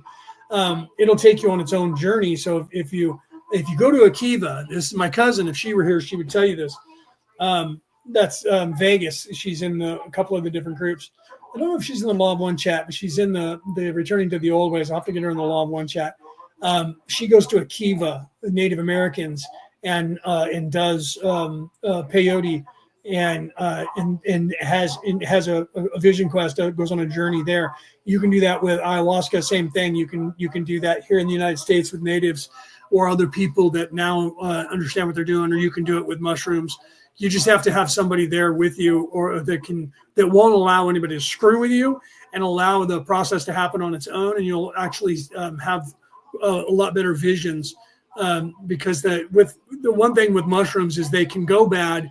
If you get scared, then your ego will take control and you'll have a bad trip. So if you don't let the ego take control of the bad trip, then and you keep the optimistic mind. So this is why, same thing with doing Ormus. We tell you that your state of mind is going to determine the outcome of what you're going to experience in that moment when you do these medications, these drugs, this expansion of your consciousness. If you are not in a place that's stable in your mind going into it, you're going to have an unstable vision. If you're stable going into it, you're going to have a stable vision. If you're stuck on evil and the whole world is evil and it's being controlled by the government and they're all out to get us, and then that's what you're going to see. So it's your focus determines your reality, becomes very much important there. And that's part of the process, the shamanistic stuff that I've been working with people, teaching them forever. And that's why Aaron Fowler and myself and his wife get along really well, because of the shaman training that we share in common, and that we've gone through, and the things that we've been teaching people to keep them from having bad experiences when they're doing this, because it can change in a second. You can go from having a great experience to the devil chasing you, and it'll just feed on that fear. The ego will step in and take you down that road. But otherwise, you have great experiences with that stuff, right? DMT, Penny, if you've ever done mushrooms, it's the psilocybin, and the psilocybin is a psychedelic, and then your body creates DMT on its own. And so if you do DMT, it's the same. If you're following the teaching so far that I've been showing everybody about that time of the month where the oil goes up your down your spine and up your spine, and then sits dormant, and you go through that Christ explosion of the mind, that's DMT that's being released into your brain. So if you take DMT, it is that personified by 1,000-fold. So the experience is far more heightened. And this is one of the reasons that we teach you that start doing that and meditating at that time of the month for yourself, so that in that 4-day time period a day or two prior to, in that 3-day time period, then you start to notice that explosion of the DMT when it happens. If you're conscious when it happens and you're not asleep when it happens, then there's a more drastic, you can actually feel it. You don't always do, but you will start to notice it. And that helps you to soften the DMT explosion that you get when you ingest DMT. So you have more control over what happens and less control over what happens. But DMT will not give you a bad experience unless you're in that mindset. So some people who do ayahuasca or DMT or even a psilocybin, and they get yanked out of body and they're going to the center of the universe, sometimes they have a bad experience there, and that's because that person is not in a good place in their mind before they leave. So they come back and they're freaked out and they're scared and they're like, oh my God, there was just all this craziness that was happening, and their experience is a negative one. And that's very indicative of their personality and their mindset going into the entire process. So if you prepare yourself ahead of time, you should watch Conversations with Aaron Rodgers, because he's famously talks about it with Joe Rogan and a bunch of other people. He just did a thing that they just had on the news just before Christmas. I didn't see it, but I saw the commercial for it. And anybody that's done that, Jim Carrey is another one. Anybody that's taken that stuff and gone on that, when they've done it right and prepared themselves, meditating and getting in the right place prior to. This is why if you do it with Native Americans, they're very much about ritual and putting you in the right perspective and getting you in the right place mentally before you go on this journey, to ensure that you don't have a negative outcome in return for your investment.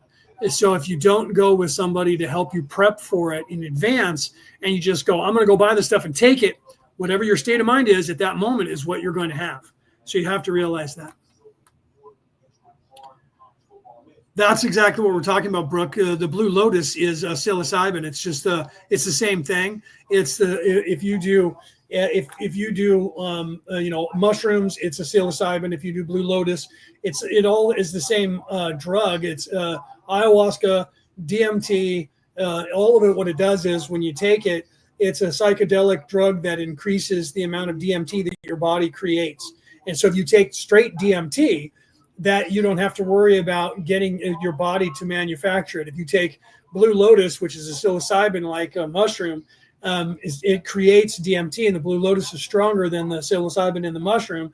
It creates your body, and it's a psychedelic, and your body starts pumping out DMT into your brain. Okay, so it's the same thing. So it's in ayahuasca is just them extracting the juice of the Blue Lotus or the purple lotus and giving it to you on something that you eat. The same thing they do that with acid. Acid does the same thing. Acid is another psilocybin, another version of that creates that psychedelic euphoric effect that is determined whether you have a good outcome or a bad outcome by your state of mind. So you have to look at all of that. That's okay, Tony. You got to do what you got to do. Depending on where you are in the world, it'll determine whether it's early for you, right? Whether it's whatever time it is for you, of the day, you got to figure that out. Tony said, I got to leave. Sorry. I love you guys. Unfortunately, I have to leave before the end. It's getting late and need to do a few things before bed. Enjoy. So you probably are in the UK somewhere, right? Or on the East Coast of the United States, probably in the UK. So yeah, Tony, that's okay, brother. You can always listen to it, later. If I go on quite a long time, so you can listen to it later on your podcast, wherever you catch that, or go back here and watch it over at your leisure, right? And Denise said, no acid, never again. Well, it depends on what you have going on. Like I said, your state of mind is going to determine. Yeah, Brooke said, so worth trying then, thinking about getting it when you recommend taking it. Yeah, whatever you're going to do, you should do it, but make sure that that you have somebody there that make sure that, because sometimes you take it in, like especially with ayahuasca, if you take that, then you actually go unconscious for 10 minutes, you're in a dream state for 10 minutes and then you come back, and sometimes you come back and you don't want to come back and you're disoriented. So you should not do any psychedelic without assistance, but you have to pick the person that you're going to have to assist you so that they understand what you're doing, and that you might be confused when you wake up, to make sure that you don't thrash around and hurt yourself while you're doing it. Or if you start freaking out and having a bad trip, you don't run through a wall or a glass door or run out in the middle of the street and get killed. So you have to make sure that you just don't take the stuff if you've never done it before. Make sure you do it with somebody who's going to protect you and not screw with you, because some people that are evil, if they know you're taking the stuff, they're going to make sure that you have a bad trip on purpose to laugh at you for doing it, because that's what evil people do. 100% of the time, they'll start screwing with you on purpose to make you have a bad trip because they think it's funny and they get off on it. So you should make sure first that you have somebody that you trust, that is not somebody who's going to be freaking out. So it's usually, if you get somebody who does that for a living, they'll be a little more apt. That's why I recommend people, if they're going to do stuff like that, to get professionals to that, like opioid dens that the Chinese had put together. Native Americans you can go to a kiva and do, the ayahuasca or the peyote with them. There's other people there. I'm sure there's Asians that do that for the purple lotus or the blue lotus, to make sure that you don't freak out and they don't treat you badly while you're doing it. And then you should make sure that you meditate and put yourself in the proper state of mind, and don't have the wrong foods in your body and the wrong state of mind going into it. So you have to make sure that you know what you're doing as far as yourself, because your focus is going to determine your reality. And then you might even have, an idea of what you want to work on or not. Because some people are like, I have no idea and I don't want to have any expectations. I just want to see what's going to naturally happen. I find that that's probably the best thing to do. That most people who don't have any expectations and don't think about that stuff, but prepare themselves, usually have a better outcome, because they're more willing to accept what happens and not get freaked out about it.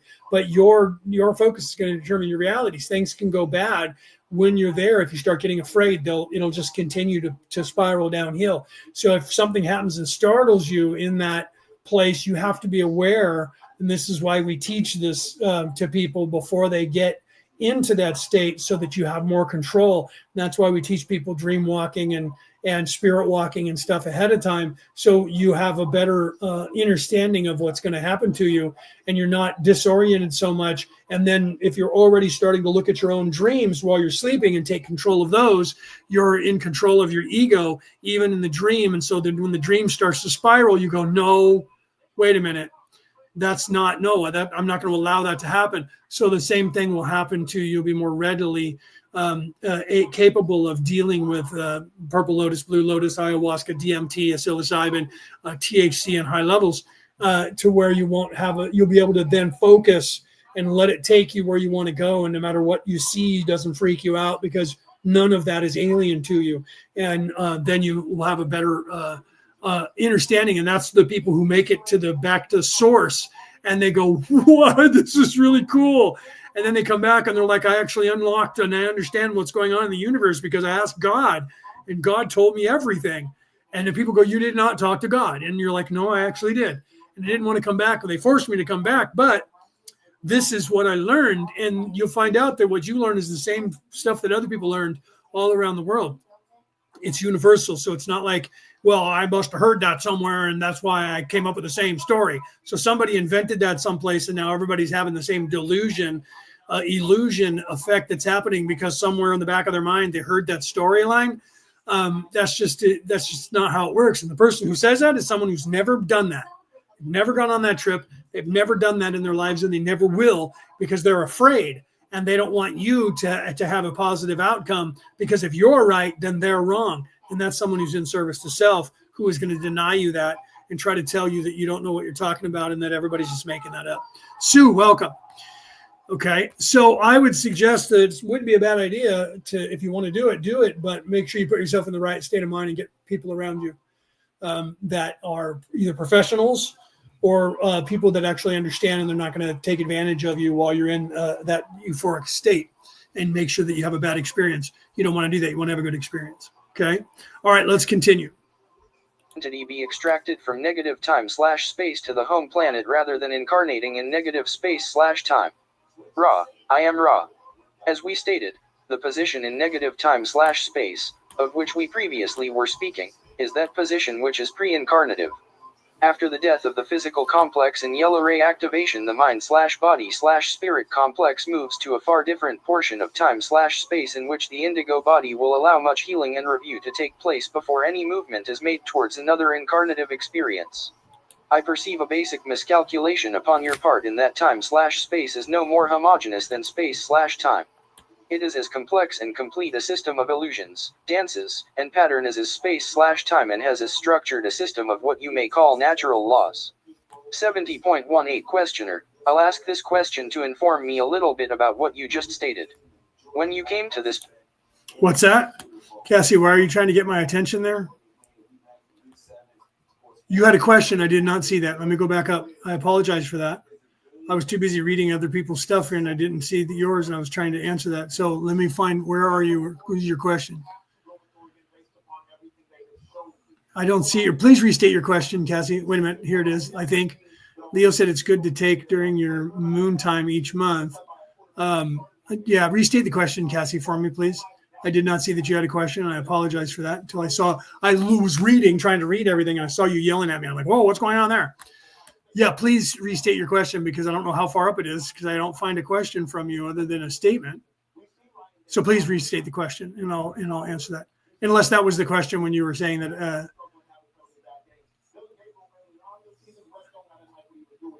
Yeah, I just see you answering things, so I don't see the question. So please restate it for me in the chat here. Retype it, and I'll address that. Because, like I said, unless I'm not going up far enough, I don't see anything. I'm sure you had something that you said. I don't know where it is the question was. Because I see everybody talking about, like Penny talking about getting it from her teacher. Yikes, until he got busted. Yeah, I can't find your question. So please restate it for me. And I'll answer that. Okay. So hopefully you're still there. I don't know where you went. You were just there and you said, I had a question, and please type that. I know you have like a delay. So retype the question. I had a question about Ra saying something about the Council of Nine. Is that the same nine Thoth talks about? Actually, well, yes. Was he just talking about a second ago? Let me rewind it. But wow. Okay. Yes. Your instincts are spot on. Let me address that. So let me rewind this. Wait a minute. I don't know why I'm not able to pull that up right. Let me rewind that. It wasn't back very far, was it? It was just a few seconds ago. Let me back up a question or so here, and we'll play it over again here. But yes. Before any movement is made towards another incarnative experience, I perceive a basic miscalculation upon your part in that time/space. I think I went more back far homogeneous enough. Than space/time. It is as complex and complete. So so let me just answer it, and then I'll let it play. So everything is ruled by, so your instincts are correct. Council of Nine represent the chakras, 3, 6, and 9, 1 through 7, which is actually 3, 4, 5, 6, 7, 8, 9. Okay, but the Council of Nine, there are 9 and there are 7 chakras. So if you have 7, 8, 9, right, or 9, 10, 11, the clock face again is 12. One person in control of the 13 in control, the 1 in control of the 12. So the Council of Nine or the Council of Planets represent the same chakras, and it's not one. There's only 7, although it's called 9 because it's 3, 4, 5, 6, 7, 8, 9. It's the same chakras.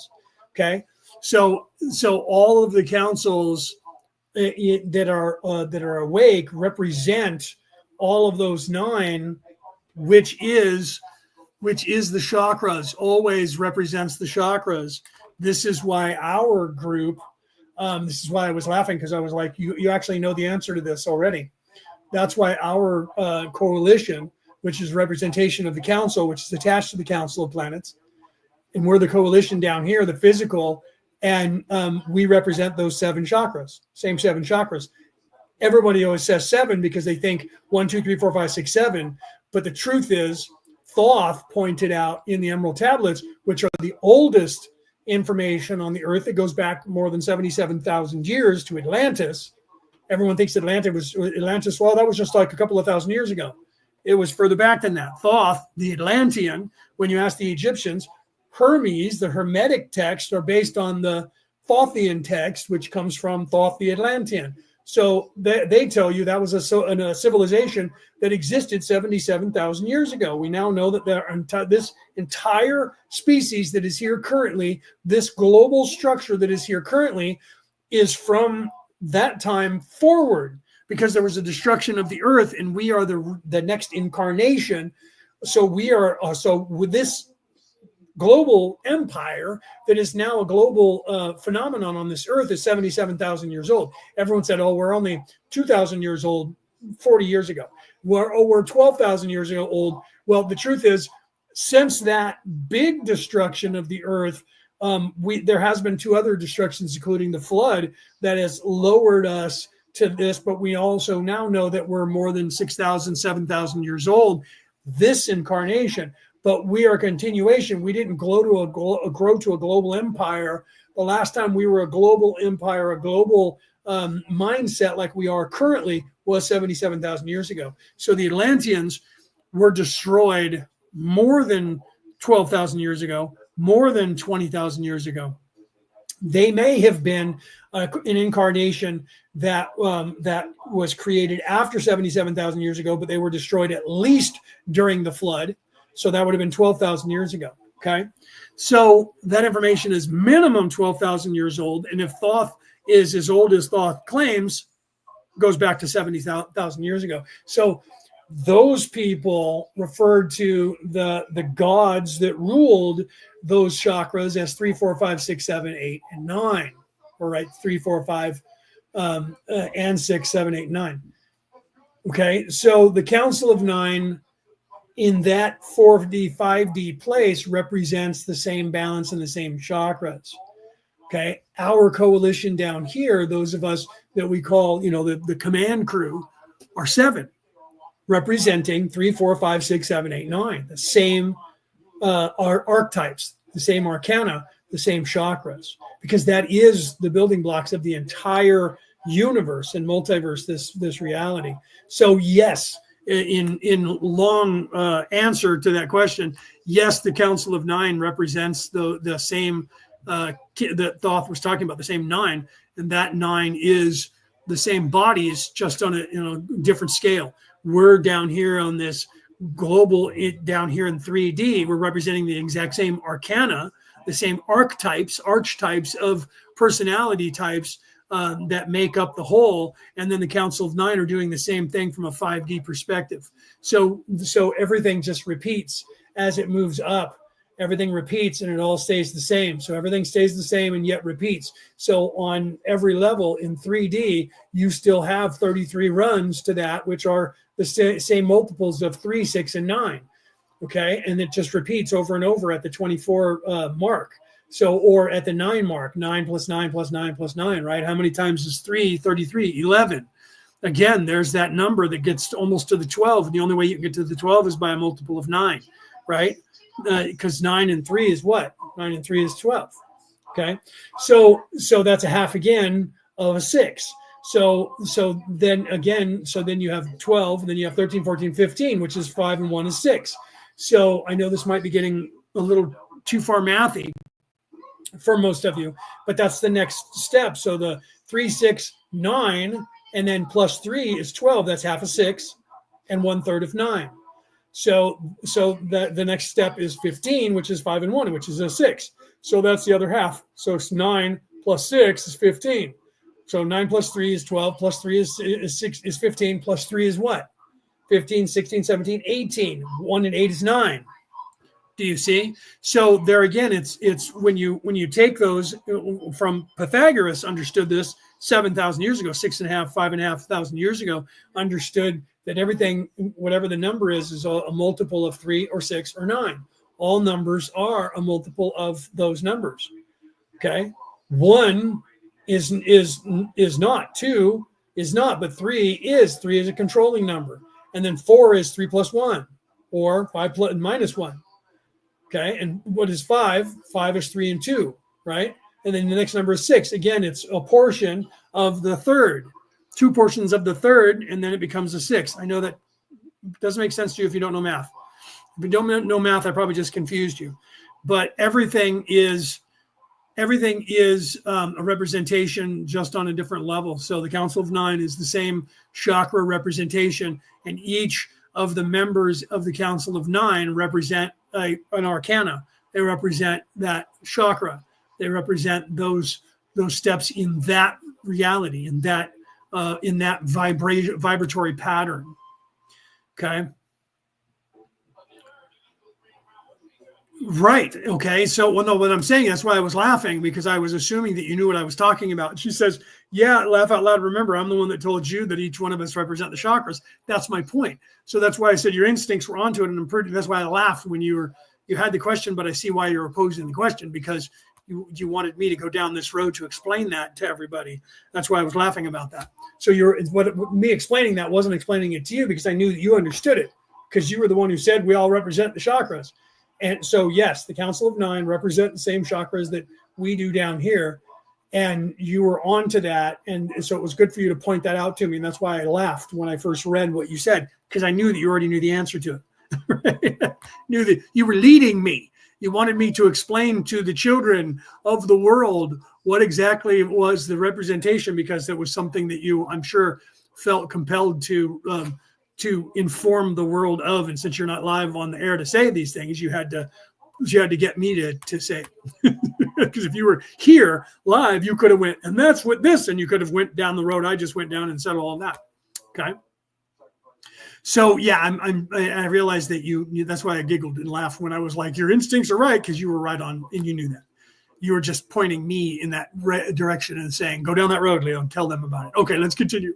The system of illusions, dances, and pattern is space/time, and has structured a system of what you may call natural laws. 70.18 Questioner, I'll ask this question to inform me a little bit about what you just stated.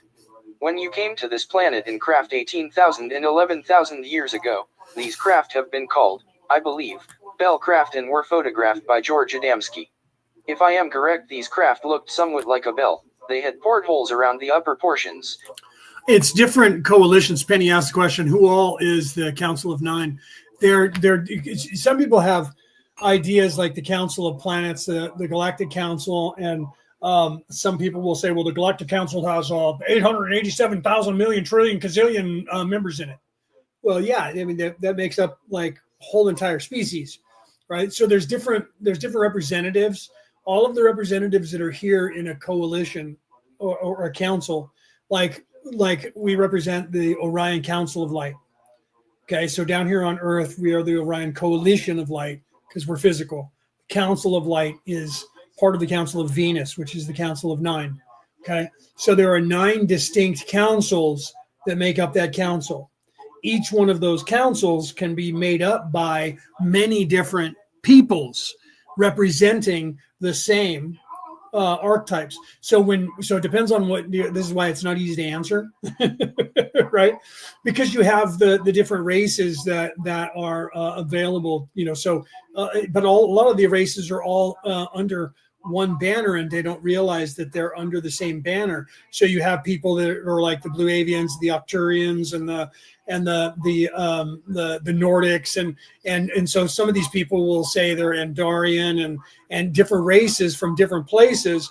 But when you look at that region, a lot of them are from like Orion's belt. You'll be surprised that there's like 9 representing Orion's belt that are part of the Orion Council.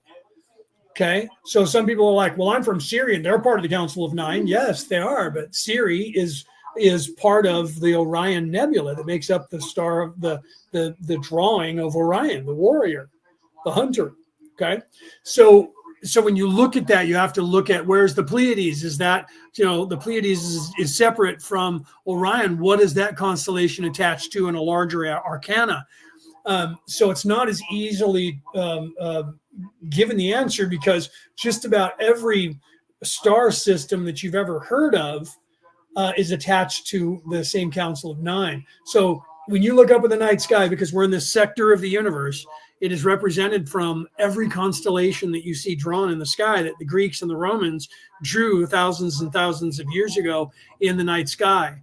And weirdly, that you have cultures, the Chinese, the Australians, the Aborigines in Australia, Aborigines in Americas, and the people that lived out here in the Pacific Islanders now, what they used to be the big giant landmass that's now mostly underwater.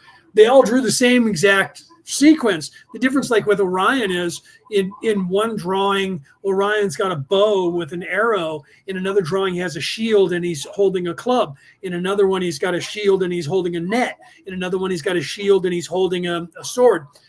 So depending on the culture, but the weird thing is they all drew the same figure from different places around the world. So when you look at the night sky, because of what we represent from this perspective, you look up at that night sky and there's going to be somebody from just about every one of those places that are down here on Earth. There is somebody from every one of those places that are a representation that could be an entire contingent that is part of the Council of Nine. So the different sectors of what you see in space, or these big giant nebulas that are drawn like Orion that represent, a vast number of solar systems, a vast number of galaxies. When you look up there, just Orion's belt, which people see as 3 stars, are actually 3 galaxies. Okay. They're actually 3 galaxies, not just 3 solar systems. There are 3 galaxies. We are in the Milky Way galaxy. There are 3 separate galaxies there. Okay. And that's just Orion's belt, those 3 in Orion's belt. They're not just stars like the sun. Everyone thinks that they're a solar system. They're far bigger than that. Science, well, now you can go to NASA. They'll tell you that now. Those are entire galaxies. So that's just the Orion's belt. And Orion is made up from like 33 different stars that make up that cluster. And each one of those stars is a separate galaxy, an entire galaxy. So there's a vast number of people, and it's almost impossible. You would have to find what the representation is in people's minds. You have to decide for them, well, I'm Palladian. Okay, so the Pleiades, what is that attached to? Is the Pleiades a separate? The Pleiades is separate when you look at just the Pleiades, but is that in the larger scheme part of the Southern Cross, or is that part of a different nebula? If it is, that's a representation, a government body that is here as a part of that. So it's almost everything you see in the night sky is a representation because those people ended up coming here. It also is determined by the Orion Crusaders and their trek here, and the old guard and the new guard of the people that were fighting in the Civil War over this sector of the universe, and those of us who have freed it from all of them. So it has to do with the temporal war, what the alliance is currently down here and what is represented for that. But just about everything you can imagine is a representation. Now I got to go back up here and find your thing so I can turn it off here. There we go. Because you guys said a lot between then and now, right? Okay, so you can try to Google it and figure it out, but you're going to find just as many people telling you what the Galactic Council is represented, because now you're asking third dimensional people who are in levels of not awake at all and completely veiled to completely unveiled. And you can't tell the difference between the two of those, and people are going to start rattling off who they think is going to be attached to the Council of Venus, or the Council of Nine, or the Council of the Galactic Council, and who all's there. And they'll start telling you race names. That's usually what they do. And they'll start going, the Greys, but which Greys? Because there are currently interacting with this planet. There are currently 8 different species of that species. 8 different versions. Just like if we were to take a representation of one person from every ethnic group on Earth, how many ethnic groups are there? There's what? Chinese, Japanese, Mongolian, right? So now you're going to start looking at every single country and saying that they're individual races, because the Russians will tell you they're different from the Ukrainians. They speak a different language. They have a different culture. The same thing with the Irish in the South and the Irish in the North. Same thing with the Irish and the Scottish. Same thing with the Irish, Scottish, and English. Even though they all share a cultural background that is almost identical, they'll tell you they're completely different. So now you have to break that down. And then where do you break it down to? Do you break it down from country to a province? And then do you break it down to a city? And then in the city, well, I'm east side, you're west side. So how far do you break that down? So if you go by DNA, All of us humans have the same DNA, but we have 7 different DNA strands that we're aware of. 7 chakras, 7 different DNA strands that we're aware of. So you have to look at the level. If you look at the DNA, then all gray aliens become one DNA because they're all an offshoot of the same gray alien. So then you're going to have people that are going to say, well, I'm this race, but that's different from that race. Well, you in that race, you have several, or on that planet that you think you're representing, you have 10 different races that live on that planet. You just aren't aware of it because you only know the one race that you are from that planet. So now, is that one, are you representing your entire planet, or now are you only representing your species? So the question can't be answered because there are literally, probably a million different types of DNA or different versions of a species that are representing the Galactic Council. Everybody from this region of the Milky Way galaxy is represented by that council. So it's almost impossible to give you a direct, because most people want to know what race when they ask that question, right? What is the representation from the Council of 9? Now, are you asking me what DNA? Are you asking me a species? Are you asking me planetary body? Are you asking me galaxy body, solar system body? Or are you know what I mean? So you have to determine the parameters of what you want to know the knowledge to, because I can spend all day, because it's just in human, on this earth, we have almost 7 different colors, distinct. Okay. And those are the ones that you're used to. Those aren't the orange ones, the purple ones, the blue ones, the brown ones, the red ones. Am I missing any? Fuchsia, gray, but not the gray aliens. The Nordics are very white, pale, not pink like this, but very white, pale, right? With the blue within blue eyes, like they talk about the Fremen on Dune, on Arrakis, right? So there are distinct differences, even though bipedal humanoid in the universe makes up 24% of the universe. Okay, 24% of the universe. We don't all look like this. We all are bipedal. We may all have 5 fingers and 5 toes. I don't know that that's accurate either. Okay, so some of us are bald, some of us have spots. That's just here on Earth. But the colors vary depending on, and your voice changes depending on the gases that you breathe, right? So you sound different and you look different, and your bodily structure is slightly different depending on the physics of the planet that you live on and the air that you breathe. My voice sounds like this here, but if I put helium and I have more helium instead of this oxygen carbon that I'm breathing with right now, all of a sudden my voice goes up like 3 octaves, right? So there's some places where this voice would be super deep and slow, and there's other places that would be high and in between there. Same thing with the genetics and the coloring. Depending on the color of your sun, depending on the distance, the Goldilocks zone that you're in, depending on the physics of the planet that you're on, whether there's a lot of light, whether the light's similar, if everything is the Goldilocks zone exactly like Earth, then I can go to these other planets and survive exactly in this body. But then the combination of the air that I breathe is going to change the sound of my voice, and also the nutrition in the food, which is going to change things.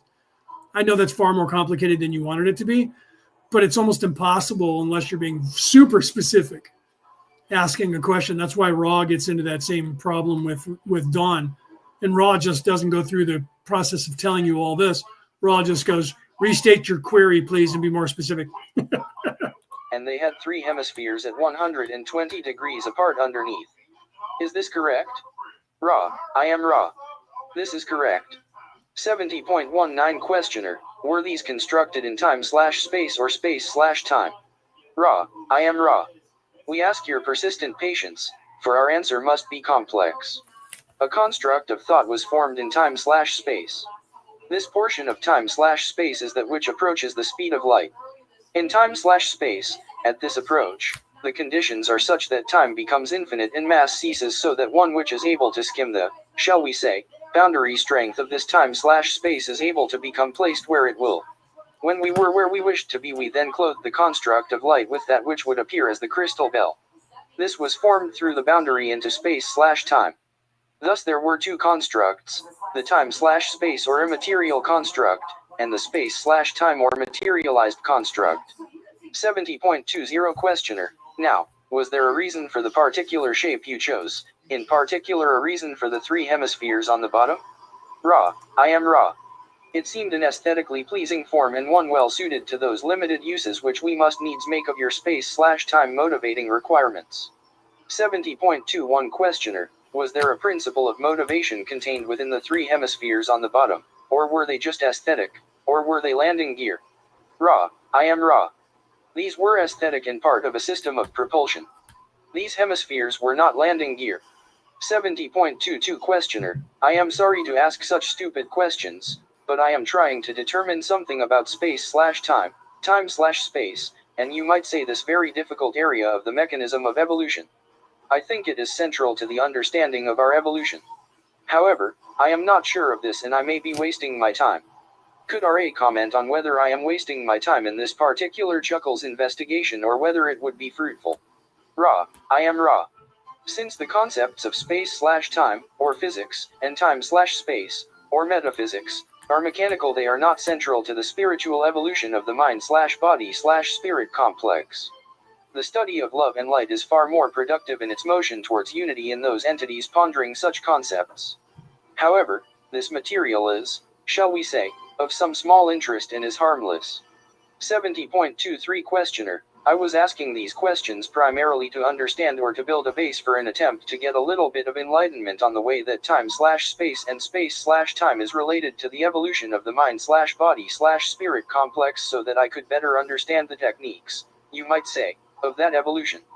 For instance, you stated that the potential difference may be released in polarities changed after an entity has learned/taught the lessons of love of self, if the entity is a positive entity that has found itself in negative time/space and then had to incarnate in negative space/time. And what I was trying to do was build a base for attempting to understand or at least get a slight understanding of what you meant by this statement that potential difference may be released in polarities changed after the above step.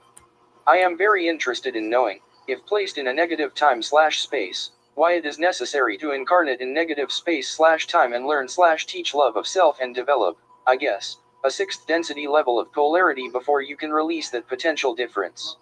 I was trying to build a little foothold or platform from which to make that more apparent. Could you speak on that subject, please? See, before we finish that, yeah, Peter was saying that in 2025, the world federations, right, the different coalitions on the world will start to really start speaking out and be revealed to the people. Even though we started a little early to start revealing that, everyone else is going to start doing that in 2025 because of it's easier now because of the energy of where we're going to do that. So you're going to hear a lot of people starting to talk about the different coalitions, the federations, these world coalitions that are attached to these off-world coalitions are going to start becoming more vocal in reporting and standing up. And so some of us have already started because it takes a few of us to start pointing it out to the world and stand up and be counted. And then other people will follow that lead and start standing up and talking. So you're going to see in 2025, that's going to happen far more than it did in 2024. In 2024, there's only about 4 or 5 of us that are even trying to let you know that we represent anybody whatsoever. When I released the Orion Coalition of Light on the world, people were like, I don't even know what that is. Some people were like, I know the Orion Council of Light. Is that the same thing? Yeah, the Council of Light is not on Earth. It's up there, same representation. We are the physical body representing that alliance up there.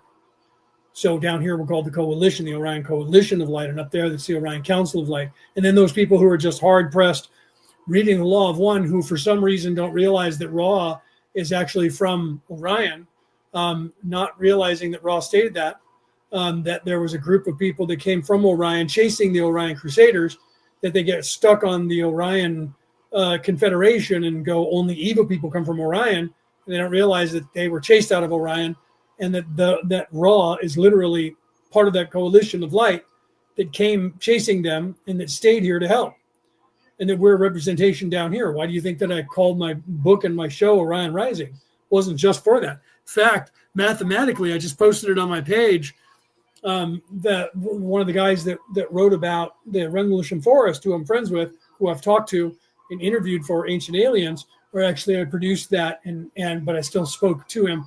I don't think I talked to him. I think the first time he was on, I talked to him live on air, but most of the time I didn't. I produced it and allowed Mandy to do all the interviewing. But we're friends on Facebook, and he just he wouldn't tell me what when I first talked to him, the binary code that was given at Rendlesham Forest to Jim Peniston. He wouldn't tell me 100%, even though I had an idea. On air, he would be refused because it was an up-and-coming book, which is now out. A couple of years ago, when we talked about that, when we had him on the show last year, I think it was last year or the year before. Don't quote me on the exact timeline on that, but you can go to Ancient Aliens Worldwide, which I created, which I still own. You can go there, and the video is still there for you to watch that interview. He literally just posted today about that correlation of the Giza Plateau by the big pyramid, but the center pyramid being correlated with the center of Orion's belt, those three other Orion's belt, and that literally the edge of that pyramid, the tip of the pyramidal square, is literally correlating with, in the night sky, with the Orion's belt, the center planet of Orion, the center star, the center galaxy, which is where I'm from. And he actually mathematically proved that, and then extrapolated out to that even more crazily. But if you go on my Facebook page, I shared it there. You can go to his page from there and learn more about that, and read his book and watch his videos that he talks about on that, where he mathematically is groundbreaking to the world recently. And it's the code, the binary code that was given to Jim Peniston during the Rendlesham Forest incident with a UFO, who, when Jim touched the UFO, this binary code was immediately downloaded into his brain and stayed there, driving him crazy until he wrote down all the zeros, ones and zeros, had no idea what it was, didn't even know it was binary code, wrote all this stuff down, didn't understand what it was, and then later got onto it and tried to figure it out, and didn't understand what it was himself until he hold on, I'm trying to get off of this page and go there to the link, because I probably could put it in the chat for you guys. It's Gary Osborne is the guy, and let me see if I can share it in the chat for you guys to see here. I may have to go to his page to do it. Let me see if I can do it this way and I'll share the link. So the link will take you to my Facebook page. It looks like I should have just went to his page and linked it from there. I'll do both. So I'm going to put it in the chat for those of you guys that are watching this. You can copy this and paste it from the chat. You can copy that and paste that, and then I'll go from my page, because I'm sure that's where the thing's going to take you. I'll go to Gary's page, and I'll link you his page so you can go there, and because he's got a video up and stuff right now. So let me share his page. Let me take the short version of this instead of the long version of this, and I'll put this on in the chat as well. You can go to Gary's page. There's a link. That's a shorter one instead of taking you to my page. And then from there, you can go to facebook.com/Gary, Gary Osborne, Osborn as in Nancy, and the number 1. So if you go www.facebook.com/Gary.Osborne and the number 1, not the word 1, but the number 1, that'll take you there. Or if you're listening on the MP3 broadcast, you can't see that. And if you're listening on the MP4 broadcast, I'll put it up on the screen for you so you can see it. And then I went to move that, and Cassie said something, and I popped her thing up there. So there's the link there from YouTube. There's the one from Orion Rising. It's still the same link. You guys can go there.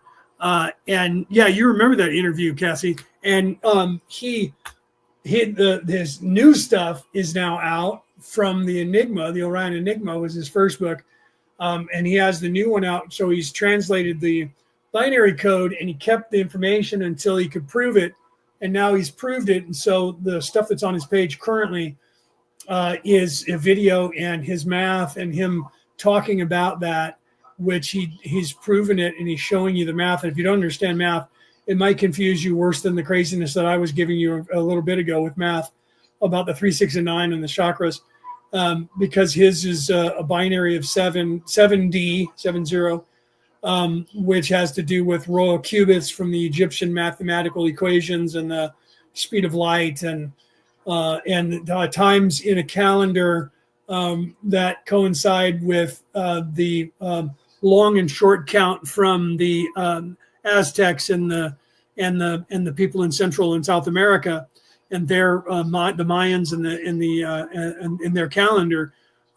They supposedly didn't have any communication with the Egyptians, yet the mathematical equations are the same, and the Orion correlation, which some people hate, and that they say that Giza Plateau doesn't align with Orion at all, but he's proving you with math that it actually does, and that not the pyramid itself, because everybody that uses that causation for the actual pyramid is wrong. And another friend of mine who has a theory about the pyramid and what it represents is completely different, and he's right about that.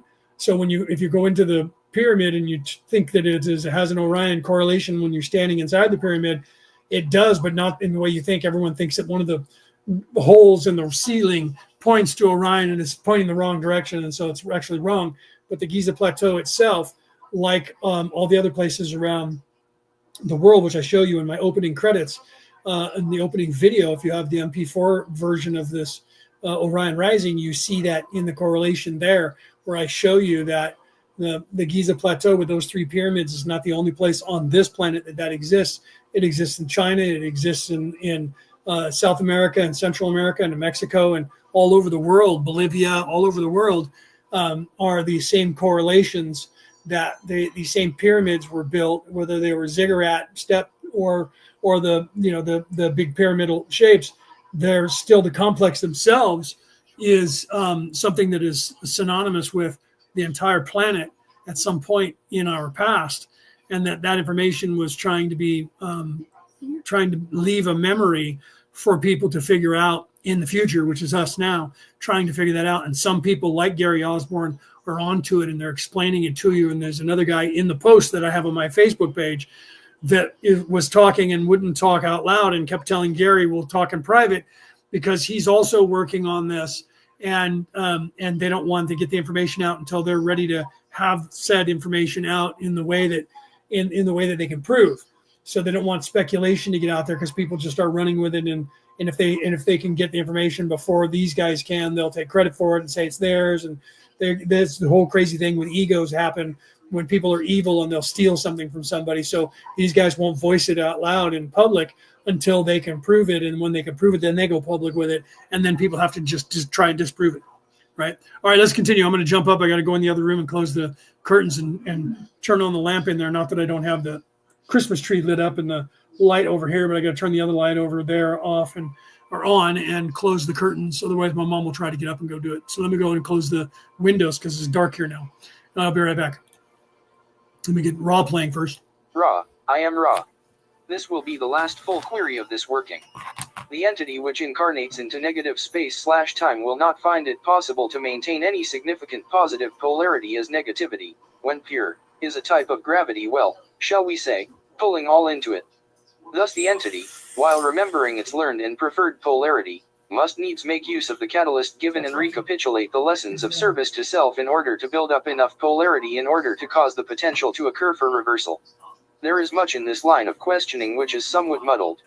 May we, at this point, allow the questioner to rephrase the question or to turn the direction of query more towards that which is the heart of its concern.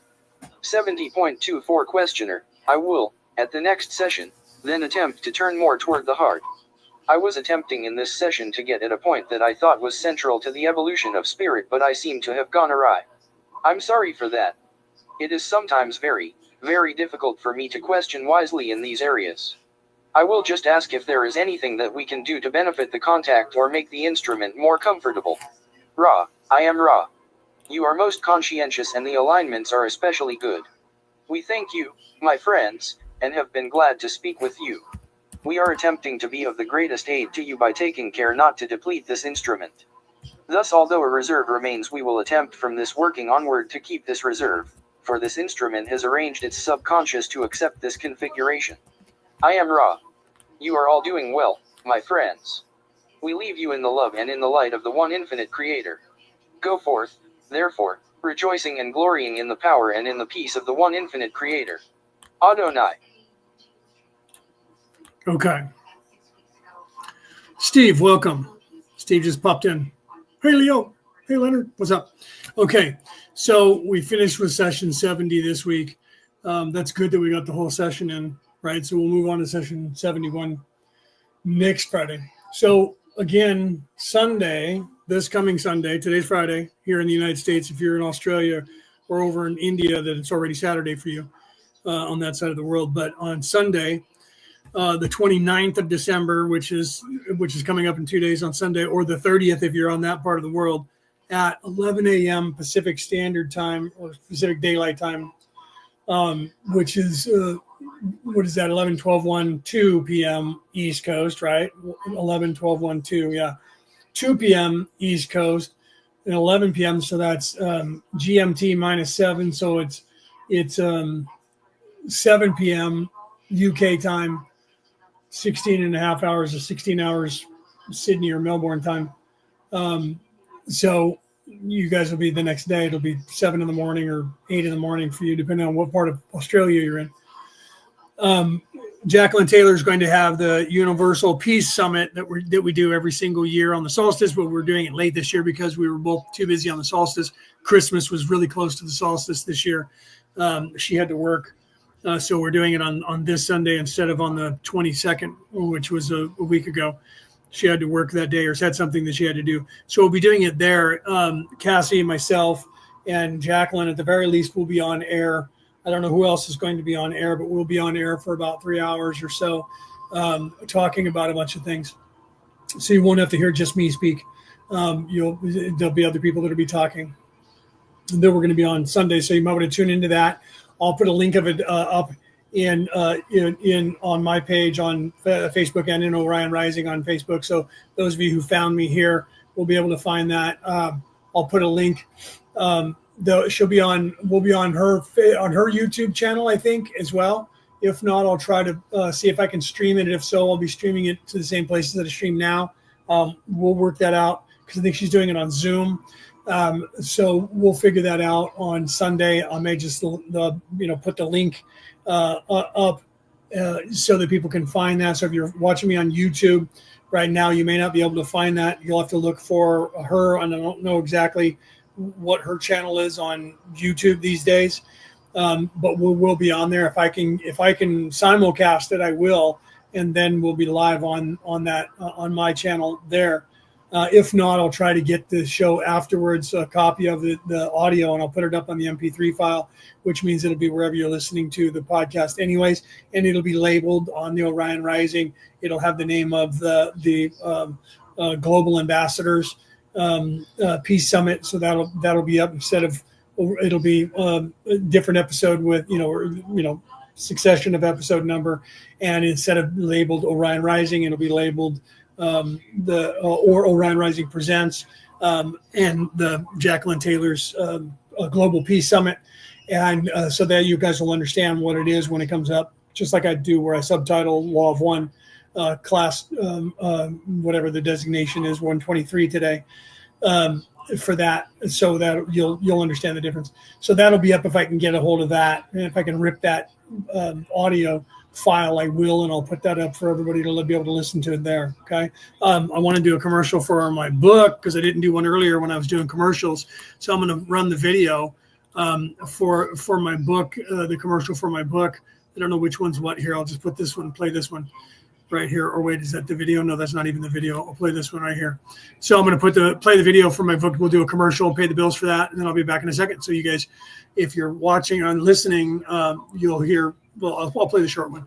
Either way, if you're on the MP3 file, you'll hear it, and then otherwise you have visuals. And then I'll be right back after we pay the bills.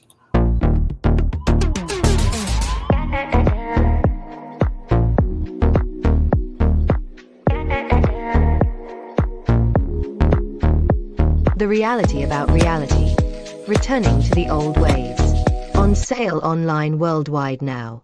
By Leonard O'Neill. Yeah, I forgot to play that commercial earlier. I should have done that when I was doing a commercial for the for the global ambassador earlier on. But you know what? At least I got it in right there. It's a good thing that I'm the producer of the show, or otherwise the producers would be mad for me not putting the commercial up when they wanted me to put it up earlier. All right, okay. So yeah, please, Steve. See if I'm going to order that. Yeah, please do. That's a really good book, and it's an introduction to what Peter was talking about. If you were here earlier when Peter Coyle was talking about the coalitions around the world starting to reveal themselves. I didn't want to when I wrote it over a year ago, and I didn't want to put in the information yet because nobody else were doing that. So at the end of the book, it's going to get crazy. So if you're not ready for it, I tell people read to the end. If you don't finish the book, if you do finish the book, then you didn't think I was that crazy. But at the end of the book, you'll probably think I'm crazy unless you are awake enough, because I literally am like, oh, okay, so just so you know, I'm part of an organization that is a coalition that is not from here, and you know, this physical body that I'm in is from here. I was born here legally in this body. But the soul that's in here is not indigenous to this earth. I didn't grow up here on this earth. So I've been on this earth for just about as long as you have, no matter who you are, probably longer than some of you, probably longer than a lot of you. I've been on this earth, but I'm not from here. I didn't go through third dimension. I'm not going through this dimensionality for the first time. I did this a long time ago. But I've come here to help with a lot of other people who have come here to help. But so far, most of them are afraid to speak out and say it. Most of them have been hiding. So have I, until recently. Been hiding because we weren't supposed to inform you as to who we are. But Peter Coyle, who's also from the same place that I'm from, he was pushing us 2 years ago and earlier back than that to really start speaking out. And I wasn't ready to do that. And then when I was going to write the book, talking about what's going on here. It's called The Reality About Reality, Returning to the Old Ways. Explaining to you what's going on here, and then explaining to you the actual idea of what's actually supposed to be going on here and how you can achieve that. To do that, I had to then reveal. They wanted me to talk like in the beginning of the book, and I was like, most people are just going to put the book down when they hear this information, because literally I go, oh, I'm part of a coalition of people. I'm part of a group of people that have woke up. Most of us, we're still missing a couple of us that actually understand what's going on, that we're from a different place and that we came here to assist. And we've been here for a long time hiding amongst your people, making changes. And we're not the only ones. There are currently 68% of the population of this earth is not from here. 68% of the population. Every physical body that everybody's in is supposed they're from here. But the souls that are occupying 68% of the population of this earth are not going through this for the first time. Okay? And you don't know that. Many of you who are hearing my voice are not here for the first time. And you're not aware of it. Because in this place, you get veiled when you get born here. Okay, so some of you out there are going to hear my voice and you're going to go, he's crazy, I'm out. And those of you who do that are either in service to self, not in service to others, or you're not in a place to where you're starting to pierce the veil in any order. And so therefore, I sound absolutely insane to you. That's okay, because that is where you are in your development. Okay, one day, maybe not in this lifetime, one day, you'll find yourself saying those same words.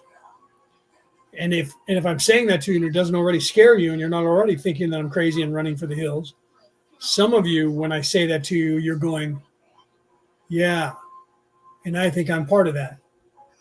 Okay. And if you sense that about yourself, More and more people are starting to become vocal. If you sense that about yourself, you'll start to realize that. But more and more people are starting to become vocal, and they're starting to realize, I'm not from here, and I associate with this other place, and that's where I'm from. I'm from a different galaxy. I'm from a different planet. I'm from the stars somewhere up there. And that's why when people say, where am I from? I say, what are you drawn to? When you look up in the night sky, is there a constellation that you're drawn to? Because if you're drawn to it and you just know, I've been drawn to that my entire life, I always look up and find that. The Pleiades, the Siri, the Cygnus, or Orion, or any number, the Southern Cross, any number of, you know instinctively, this isn't home. I'm from somewhere else and I'm homesick. Not just I want to go to heaven and I want to be back with God and I'm homesick, but I'm not even from here homesick. And this is where I'm at, and I feel like I'm stuck. And that's why that narrative that they teach you, or they try to teach you, oh, you're a penal colony and you're a prisoner. That's why that, when you're still asleep, will make sense to you, and you'll go, yeah, I must be a prisoner because I don't feel like this is my home. And those evil people are in charge, and they're telling me that that's because I'm a prisoner. I guess I'm just trapped here in this body, and I'm stuck on earth, and I'm a prisoner. That's what they want you to believe. They want you to shut you down to where you give up. And you go, I'm just a prisoner and I can't do anything about it. And none of us can do anything about it. And we're stuck here, and this is the matrix, and we're all just stuck. That's what they want you to believe. They would rather you just believe that. They'll let you believe in aliens if you believe you're a slave. They'll deter you from believing in aliens and expanding your consciousness unless you believe in spirituality. Then they'll let you believe in aliens. If you're a spiritualist, they'll say the aliens are demons, because that's the indoctrination you get, that it's the devil and demons tricking you. There's no such thing. It's just all what's here. That's their work being taught to you through the churches. If you're not religious and you're expanding your consciousness, they'll go, yeah, there's aliens, but we're in charge and you're a prisoner. And if you buy it, they'll go, so sit down, shut up, and do what we tell you to do. You're just stuck here and there's nothing you can do about it because we're in charge.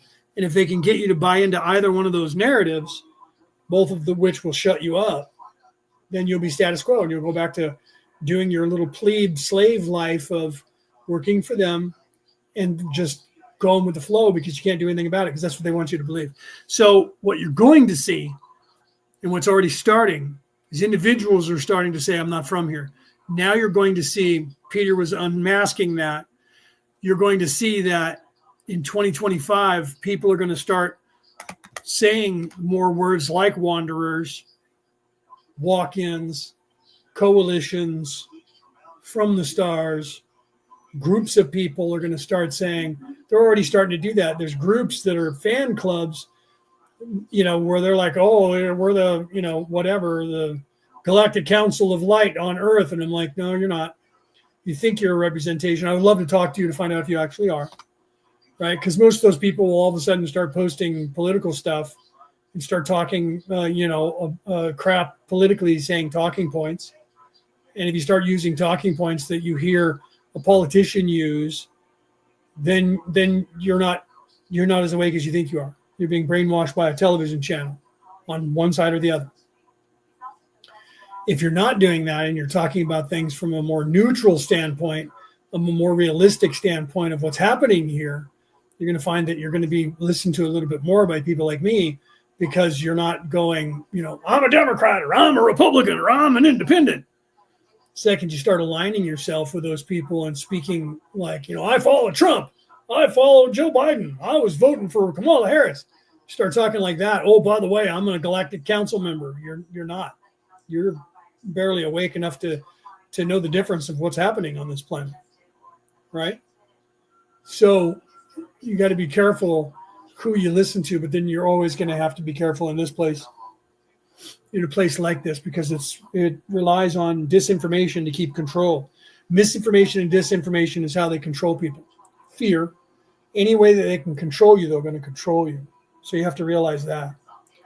As you become more awake, you become more immune to it, and you still go about your normal life despite them. And you will do what you do. People are becoming less afraid now COVID was a great catalyst for that, but it really made people afraid at the time. But that turned that fear into anger of the people who did this, and that has hardened people to, I'm not going to buy anything from these people anymore. I don't believe anything they say, and I'm glad, because people are like, they aren't even hiding it anymore. They're just blatantly out in the open. I'm like, no, they've never hidden it. You just are aware of it now. You've never hidden it. My entire life on this earth, this lifetime, I was aware 100% that all politicians are evil and they're all lying to you. Not all of them, right? It's the other way around. Politicians in governmental systems around the world are 14% in population. It reverses. 14% are in service to others and 86% are in service to self. On the global scale, it's the other way around. 14% of the people are in service to self, and 86% are in service to others. But 14% of the population seek power 100% of the time in all aspects of life, everything. So if you have nurses, you're going to have 14% of those nurses are evil as fuck. 86% of those nurses are trying to help. Doctors, lawyers, everything. Teachers in schools, 14% are evil as fuck. Usually, though, it starts at the top. They're the ones that are the most evil. And the ones at the bottom are 86% good. Unfortunately, the ones at the top seek that power, climb over people as best they can, killing people, stabbing in the back, not literally killing people, stabbing people in the back, stealing people's ideas, whatever they can do, leveraging themselves power, the good old boy system. Getting like-minded people into positions of power is what they do, either by, crook or hook or cash or cheating. They do that to control and to keep power. And once they have it, they change things so that their people are the only ones that ever get the power. Right?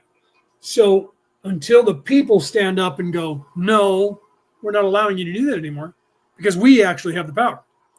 And that's happening now because they can't stop it anymore, because of the 86% of the population, the same percentage of that 86% of the 86% that are in service to others, 86% of them are not even from here.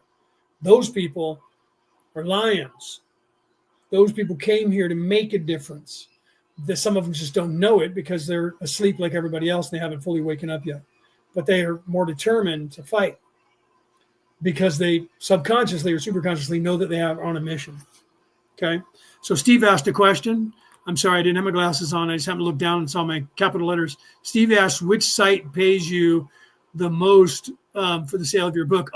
If you go to Amazon, I only make like $1 off of soft cover and $4 off a hardcover. If you go to Author House, who's my publisher, I make more money off of that. If you buy the Kindle book or the ebook from anybody, I make almost $4 off of that, or I make $3. If you pay $5, I make $2.50.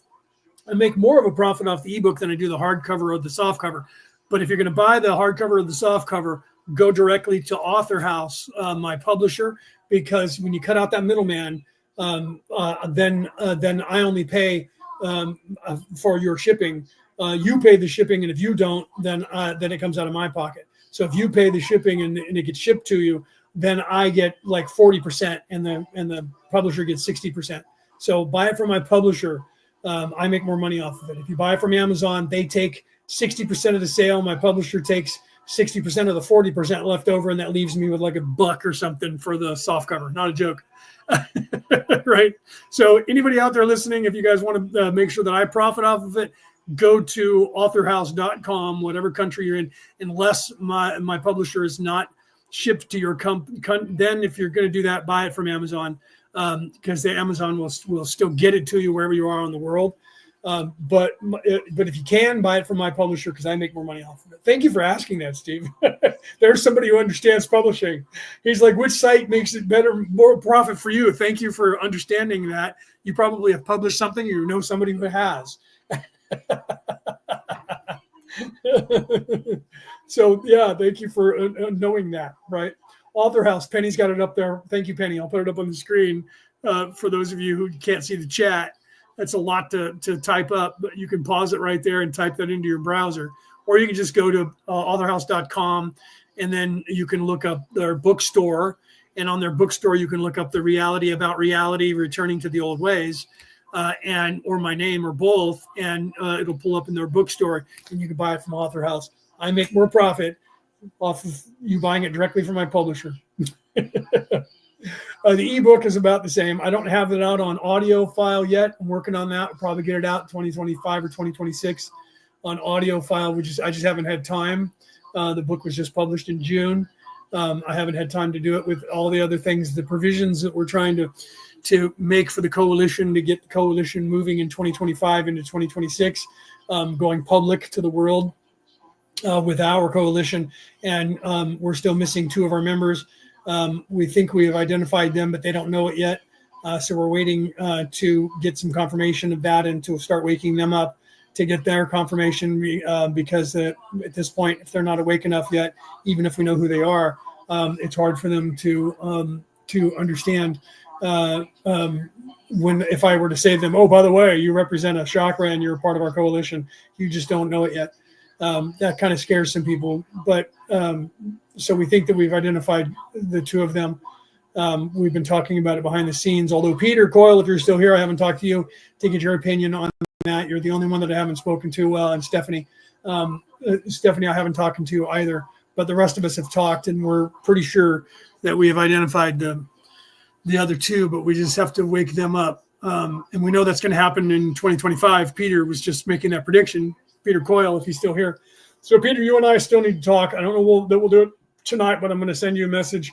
We'll talk a little bit tonight so I can set up a time where we can actually converse. Ray keeps trying to call me every night. She tried to call me last night, but I was too tired because of everything that's going on from Christmas and cooking and Christmas Eve and all of that, including staying up till 4 a.m. to talk to Ray a couple of nights and staying up late another night to talk to Cassie. We stayed up until, I don't remember what time it was when we got off the phone. We were up one night until midnight or 1 a.m. So the last week or so, 2 weeks, has been me not getting a lot of sleep because of coming to the end of 2024, moving into 2025. And Peter Coyle, if he's still here, he was already throwing the scent off the dogs, or to the dogs, about the coalitions that they're going to start talking to the world, and you're going to start hearing more about the different coalitions. They're going to be saying, I'm here representing this group of people, and we happen to be representing the Orion, not the Orion Crusaders, if you're a fan of the Laws of One, but the Orion Council of Light, and down here the Orion Coalition of Light, which is a physical version of the council, which is part of the Council of Venus, or the Council of Planets, or the Galactic Council, or the Council of Nine, depending on what you know them, the council up there as. We're a coalition that is attached to that council, one of the members of that council, and we are a council that is a member of that council, and down here we're a coalition of those members of that council. It gets complicated when you go from 5D to 4D to 3D, trying to explain the dynamic of how things work. Because down here you see it as a militant sort of thing, because that's the way that the mindset works in 3D.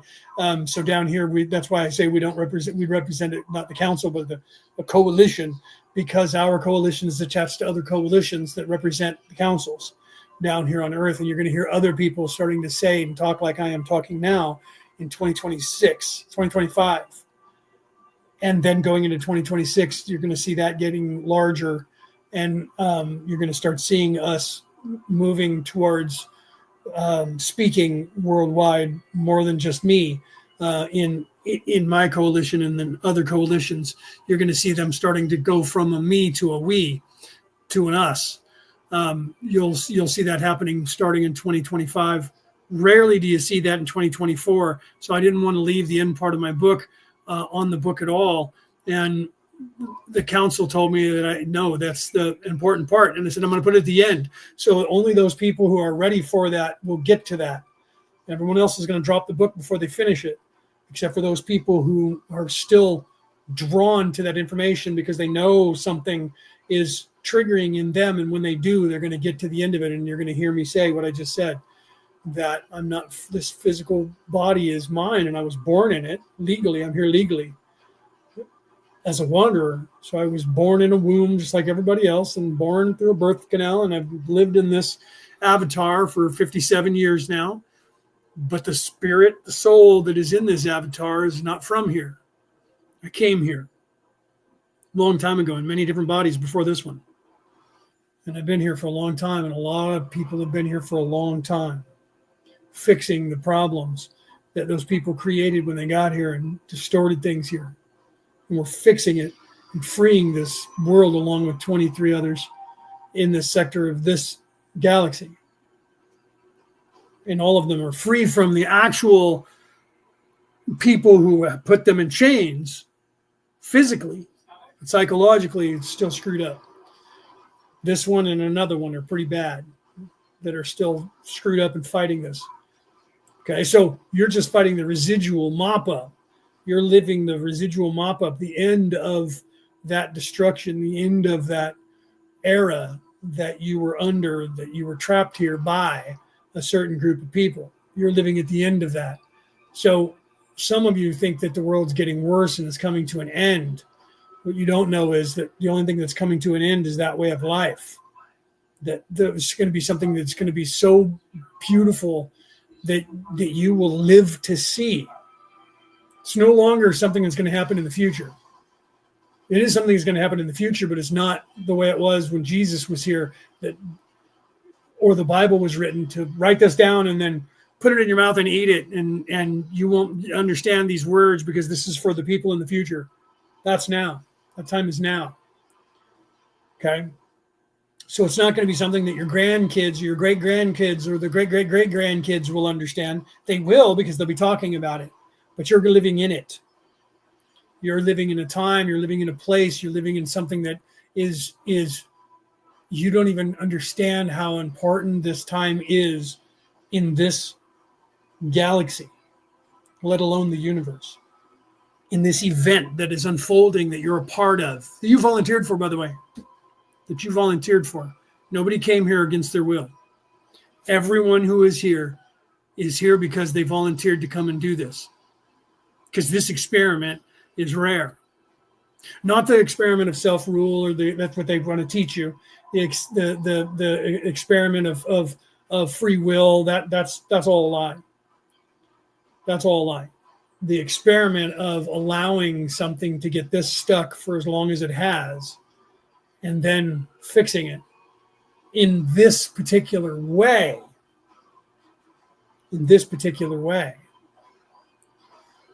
it's only been done one other time in the Milky Way galaxy. This would be the second time.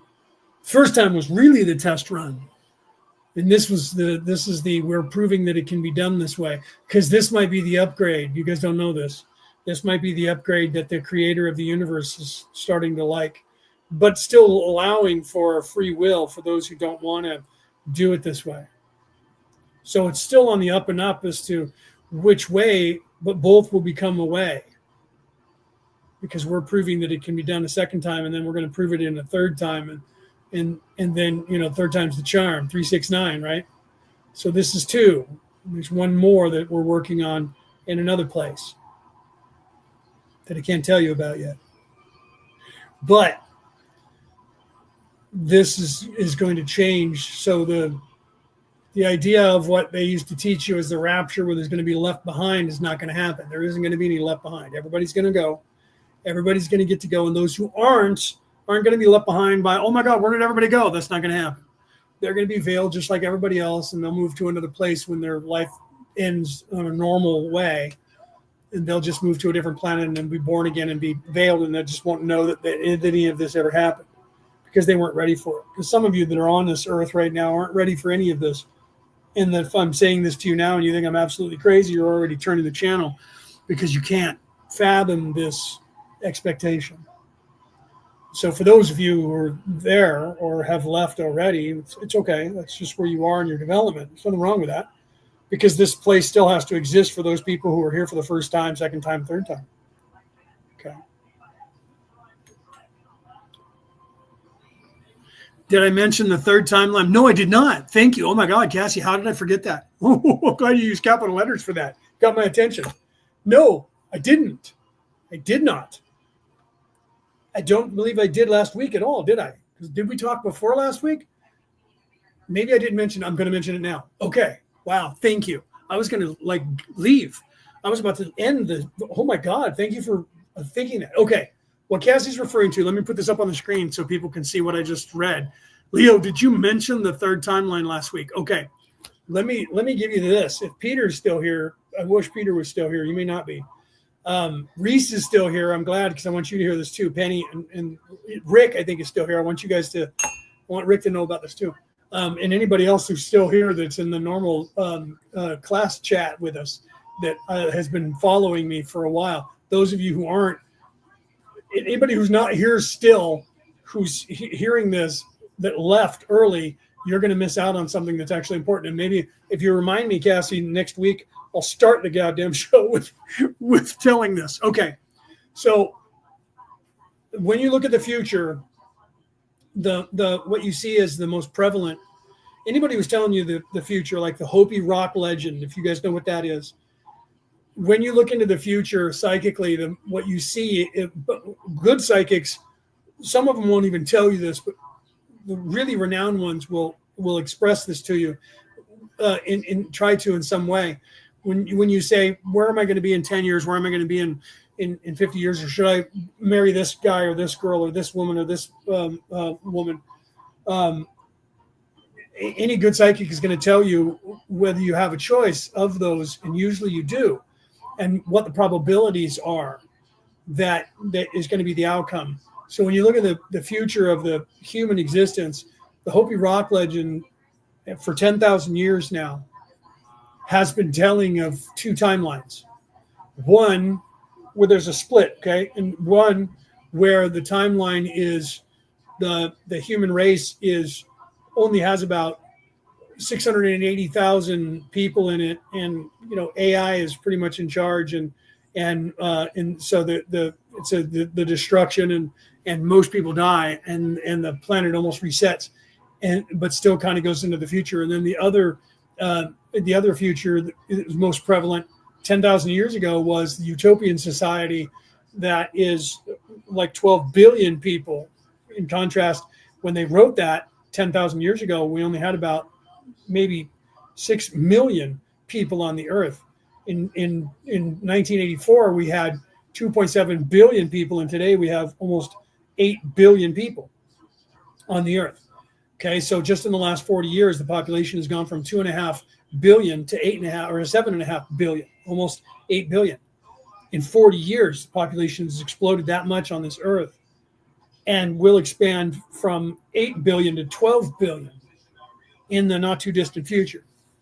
Okay, so those are the two timelines, but both are going to have some strife and quite possibly a third world war to make it there. And that a lot of people don't want you to know about that, because it's easy to slip into the wrong timeline by focusing on the doom and gloom of a third world war and a possible catastrophes and catastrophic events and these things. And that's why evil people love the idea of talking about prophecy, because you can't talk about either timeline without a lot of strife. And both of those have to do with this ancient idea, thousands of years old idea of this rapture, which the Christians embraced 2,000 years ago, to which, by the way, Jesus, his anniversary of his death, if he was born, we've been doing a lot of studying to find out. And again, I didn't pull the dictionary out from under the pile again this week. I have one of the dictionaries from the Bibles that was put together, the most renowned dictionary from the Bible. So we've been working with all these scholars trying to figure out exactly what year Jesus was born.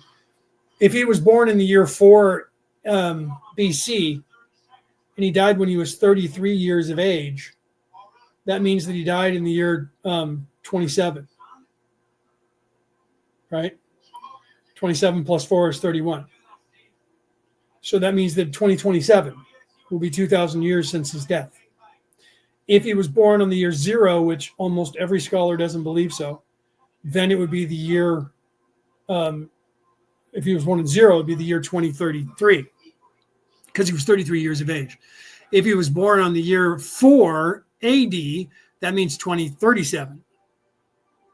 Okay. We believe that Jesus was born in the year 4 BC. Most scholars in the world agree on that. So that means the 2,000-year anniversary of Jesus' death is in 2027. Why is that important? We're in 2025, going to be in 2026. We're in 2024 for another 5 days. We'll be in 2025. Okay. So that means 2 years from now is the 2000th anniversary of Jesus of Nazareth's death, crucifixion. Okay. Either way, in the next 10 years is going to be that time period. Why is that important? Okay. That's important because the timelines that everybody was talking about has been a split looking into the future. The two most probable are those two timelines, both of which has a lot of strife in them. And originally there was this rapture where a bunch of people just disappeared, and there was all these left behind people who, you would think then they must be all evil then. No, they're not. A lot of them are not. They're just lost and they're not ready to go. And that freaks people out. Okay, we didn't like that idea. So we're changing the narrative and rewriting things for the future so that we don't have these left behind. So we figured out a way of fixing that. Okay. And in fixing that, we're changing the timeline as it's writing itself while we're rewriting the timeline, and we're sewing the timeline the way it should be and changing the timeline going forward into the future. And what's happened, and you haven't heard anybody talk about this, and this is why I said to Cassie, I need to talk about this. And I was forgetting. And Cassie just yelled at me to remind me. Glad that she did. Okay. Because when I was talking to Cassie, and before that, a couple of days prior to that, last week, talking to Ray, I started seeing something that wasn't there before.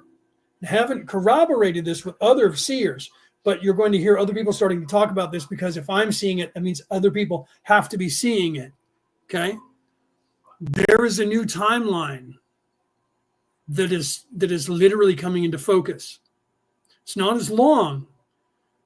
The timeline of destruction is shorter than the timeline of the utopian. But the timeline of the destruction is now waning, starting to become thinner and see-through. At first, while that was happening, the timeline of the utopian was getting more solid and more crisp. And I didn't look for a while at those, because you just assume that they're static, because they have been static for 10,000 years. So as I was talking last week, I started looking at it because I was channeling, and I was talking to Ray, and Ray said, I know that you're channeling right now, let it go. And you need to look at that. And then when I was talking to Cassie, she reiterated that. So I focused my attention more. And I realized that there's a new timeline that is appearing, that is still short, but it's growing and it's getting more solid. And that's in between those two distinct timelines. Okay. There were these two timelines that are split, one being shorter than the other because of the destruction. It's the other way around, actually. It's over here. The one on the top is the destruction. The one on the bottom is if you look at the Hopi Rock legend from 10,000 years ago. Timeline. There's a third timeline that is now becoming apparent that I didn't realize was there because I couldn't see it before. Now it's starting to come into focus as the timeline of destruction is waning and becoming see-through. This is becoming more solid in the center. But I noticed that the utopian timeline is also starting to fade slightly. The new timeline that is in the center is actually going to become the more prevalent timeline. Very quickly, it's growing really fast and starting to solidify. That is the timeline that, and I kept saying, how are we going to make these things and these changes, and how is that going to affect the Hopi Rock legend and what we're seeing in the future? And nobody could answer that question.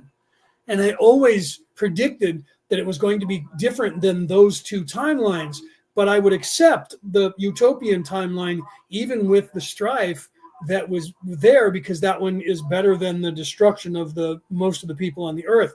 But knowing that there's going to be upheaval, because you can't have change without upheaval. So even in the third timeline, there's going to be upheaval and possibly a third world war. But the destruction is going to be less, and it could be averted completely. And I'm realizing before we just stopped talking about prophecy because everybody started getting scared and would look at the destruction instead of going, well, you might have a third world war, but what if we get control of certain things and stifle these things and change the thinking of people? We're going to go into that other timeline, which is actually more prevalent anyways. So it's only going to be a small number of people that will go over here. But some of us didn't like that idea. And we were like, no, we don't want to leave anyone behind. Even evil people are going to move over into that. And those who are not going to be ready to do any of these, they're going to end up leaving and going somewhere else where they can just continue on their path.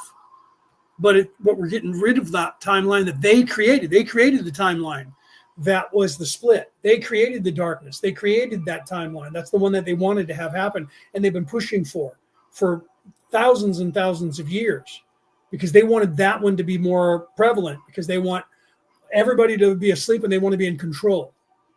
So they were hoping, they don't care if they kill off half the planet, 3/4 of the planet. That was what they wanted. So we stifled. That's why you haven't heard about prophecy very much in the world. You have to look for it. It's not being told in movies. It's not being told everywhere anymore. That stopped about 40 years ago. That was done on purpose by think tanks. We decided not to talk about it so that we could fix things and change the narrative to keep people away from that running headlong into destruction, because that's what they're programming you to do with television, movies, internet. So we stifled that and moved away from that and started moving into the idea of the possibility of the utopian society. So because of that, we were okay with the 12 billion people, right? And just accepting that. But then we were like, but what if we can change it to something else? And then we just thought it was going to merge into that. Well, I started looking and realized there's another timeline, a third one that's going to be completely different than those two ideologies that is actually now being predicted to be the most prevalent timeline. So we're going to unite. We're going to get rid of those two distinct possibilities, taking away that destructive possibility entirely and remanifesting a new structural ideology that is fixing the way the planet was supposed to go, by fixing it in the past, the present, and the future all at the same time. So we didn't think, some of us didn't really pay attention to expectations of the third timeline coming into play. We just were shooting for that to become the utopian timeline. But now we're realizing that that's going to change completely. And not everybody knows this because no one's really looking at it, because no one does, because everybody just assumes that it's supposed to be that way. So it's rare that you hear somebody talking like I am in this timeline that they're starting to see. And then they'll be afraid to say it because it's still short and it's still kind of see-through. But I can see what it's going to manifest as in the future. And other people are starting to see that. So you're going to hear other people start talking about this new ideology of the future and the possibilities, if you're not already hearing it from people out there, and that it's going to be completely different than anything that everybody said, and that Hopi rock legend is not an absolute, you have to choose one or the other, the destruction or the utopian society, that both of those are going to go away and that people aren't even going to have a choice. The choice is going to be the correct one that's supposed to be here, not a stark change in path that you have to choose good or evil, because there is no supposed to be some big war between good and evil. It's supposed to be an individual choice by individual people. So we're putting everything back on track. And now it's starting to actually manifest as not yet the most dominant possibility, but already equal to the destruction, that quickly coming into focus. So I know that it's going to continue because I'm noticing that the other utopian society is starting to wane. And this is going to be a utopia, but it's going to be the utopia that was supposed to already be here. So not only are we going to make a difference in this world, we're putting it back on track timeline-wise the way it was before the evil people got here and took control of it. And what they sent askew has fractured everything into these two timelines. Now we're putting it back to what was supposed to be natural, what was here And this is why I say returning to the old ways, because the way it was 10,000 years ago, and every time before that on this earth, before the reign of evil, before the devil was unleashed on the earth for a time, the way it was before the fall is the way that it was the natural order of things. Not saying, look, we're going to go back to Sharia law from 10,000 years ago. None of that. Just the way the universe works and the way it should have turned out on its own without that split from that destruction that was going on is going to be what is going to manifest in the future. So you're going to hear more talk about that because people are going to start seeing it. The second they start looking, they're going to go, what is this other timeline? Then they're going to start asking questions either of their guides or of other humans. Have you noticed this? And there's going to be other people like me that are going to go, yeah, I have. And this is what is that it's going to happen. So you guys should look into that. Peter, I'm glad that you popped in to hear what I was saying there. Because I wasn't sure if you were still here, so he's making comments there, right? So, yeah, and so now we're looking at that possibility too, right, with the Pope thing going on. So we'll see what happens with that. With the Pope, Peter is saying the Pope will step down in 2025 again in the beginning of life, and again with the world's coalitions. And I think he was trying to say Yahweh will stand in life and in love.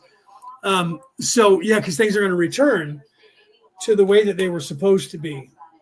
Not the only two choices that you have, but the way it was supposed to be. So the timelines are going to start to blend, and some of you won't notice it because if you're not awake enough, then you won't notice because you're already not noticing time shifts and you just think that they're Mandela effects and they're not real and they're not actually happening. But they are actually happening. And there was a kid that I remember when he was, because there's videos that they're posting of him talking about the Mandela effects and how the evil people had destroyed certain things in the timeline, and so they're gone now forever. And he's talking about that. But that was like years ago. If you look at the video, you can tell it must be like 40 years ago. That kid's probably my age now. It wasn't me though when I was a kid because I didn't look like him. But I think he's around the same age as me now. And they're like, "Oh, this kid disappeared." He disappeared because he grew up and hopefully did not go to work for the deep state. But this was prior to him going to work for the deep state. If he did, I haven't looked at him to find out where he is in life now. But he's older than that by a long shot. But he was aware of the timelines. I just watched one of his videos that I hadn't seen before, and he was talking about the Mandela effect. And they asked him about it, and he was saying, no, those things actually did change because they actually destroyed the timelines from before, and the residual effects of those changed things. But he wasn't talking about the repairs that were being made. So I don't know if he was aware of it at the time, but he was aware enough. Maybe they just didn't ask the right question. He was aware enough, or maybe they didn't show that part of the video because I think the video was doom and gloom, and it was trying to predict the end of the world by using his words. Because if he was awake enough to identify that the Mandela effect are real and that there were some things that changed in the timelines because evil people destroyed the timeline and shifted people into a different reality, then he was also awake enough to know that we're fixing things and going back, but they didn't have that part in the video, which when I watched the video, I went, this video has been edited and put together to sow fear into people that evil are in control and that they are creating their manifestation of timelines, and that's it. So anybody that's awake enough to understand that part of the timeline and that's how the fall happened also would then know that things are being fixed in the opposite to fix that, because you can't get awake. You won't be awake enough to know that and to talk about that unless you heard it from somebody and went, yeah, this is what happened. And then you're just a talking point parrot and you're just regurgitating something someone else said. He wasn't regurgitating something that someone else said. He was actually educating the person when the person was asking him a question. And you get that sense about that kid when he was talking, which means they edited it and didn't let it finish. Because he did finish, I'll guarantee, because you're not awake enough to know that and not know the other part. You don't get to know that part of the information without getting to know the other part, unless it's just something you see in a video like that. And then you just start, like I said, you start talking point parroting it to the world, which is what that person was doing who took that video and played it. And then I watched it and went, that's great information and true, but it's only half the information. So let me get back on point and then I'm going to go. So of the two most prevalent timelines that exist and have for thousands of years since the fall of the human race, the split, one of which where most of the population dies and AI is in charge and people are mostly cyborgs. And the other one was the utopian society of 12 billion humans, both of which needed enough strife and possibly a third world war to reach. And then we started talking about manifesting something different years ago. But we never saw the anything proof of that manifestation. So a lot of us just said, well, if it's the utopian society, we'll just accept it. It's already there. But when I looked just last week, there's a new timeline. And it's in between the two. And it's growing and becoming more solid and getting longer. And not just the timeline of destruction, but the other utopian timeline is also fading, which means that one is becoming the most prevalent. The two timelines are merging back to where they're supposed to be and being eliminated. So for those of you who are not aware of any timeline shifts and you don't know what a Mandela effect is, you've never experienced it, you won't notice the difference anyway. And this conversation that I'm having with you will cease to exist by the year 2050 in this timeline, and you won't have any memory of it anyways, right? That's the beauty of that. Some of the things that I'm saying to you right now are going to be undone because they won't be necessary anymore when the timeline shifts. So when that timeline shifts, this conversation won't have had to have happened. So it won't have happened. So no one will have memory of it except for those people who were supposed to have memory of it because they're in fact wanderers and they're immune to the timeline shifts. They sense them when they're awake enough. They sense the timelines first as deja vus, then eventually as Mandela effects. And then eventually they just know that they have the memory of two different distinct timelines and sometimes more than two that deal with a certain subject. And the memory doesn't fade. They have them distinct memory. They experienced this exact timeline and this exact timeline. And at first they were two distinct timelines and then they got blended into one. And the one they're currently in is one of those two and one is missing, but they still have the memory of it. They call it the Mandela effect. And they say that's just a memory that some of you have that's wrong. Weird that everybody has the exact same wrong memory from around the world.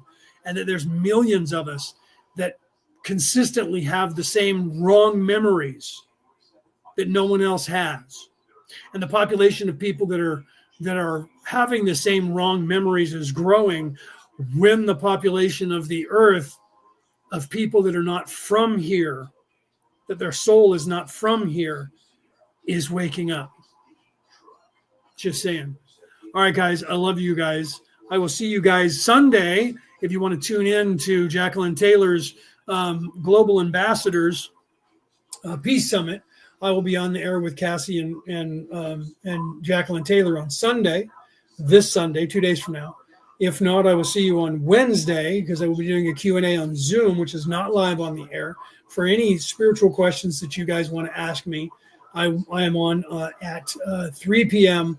West Coast America time on Wednesday on Zoom, and there will be a link for that on in the Law of One chat, or message me individually and I'll give it to you. I haven't started throwing it out to the public yet for everybody in the public, although that will start to happen in 2025 to where I'll be posting that online on Facebook and on a couple of places on Facebook and probably Instagram and Twitter for those people who want to come on to the Zoom to ask questions. Public wise, that will be there for them. Otherwise, I'll see you next Friday for session 71 of the Law of One. Okay. All right, guys. So you guys have a great night. This has been Orion Rising. I'm your host, Leonard O'Neill. Good morning, good afternoon, good evening, or good morrow, depending on where in the world you are tuning into the show. See you guys next week.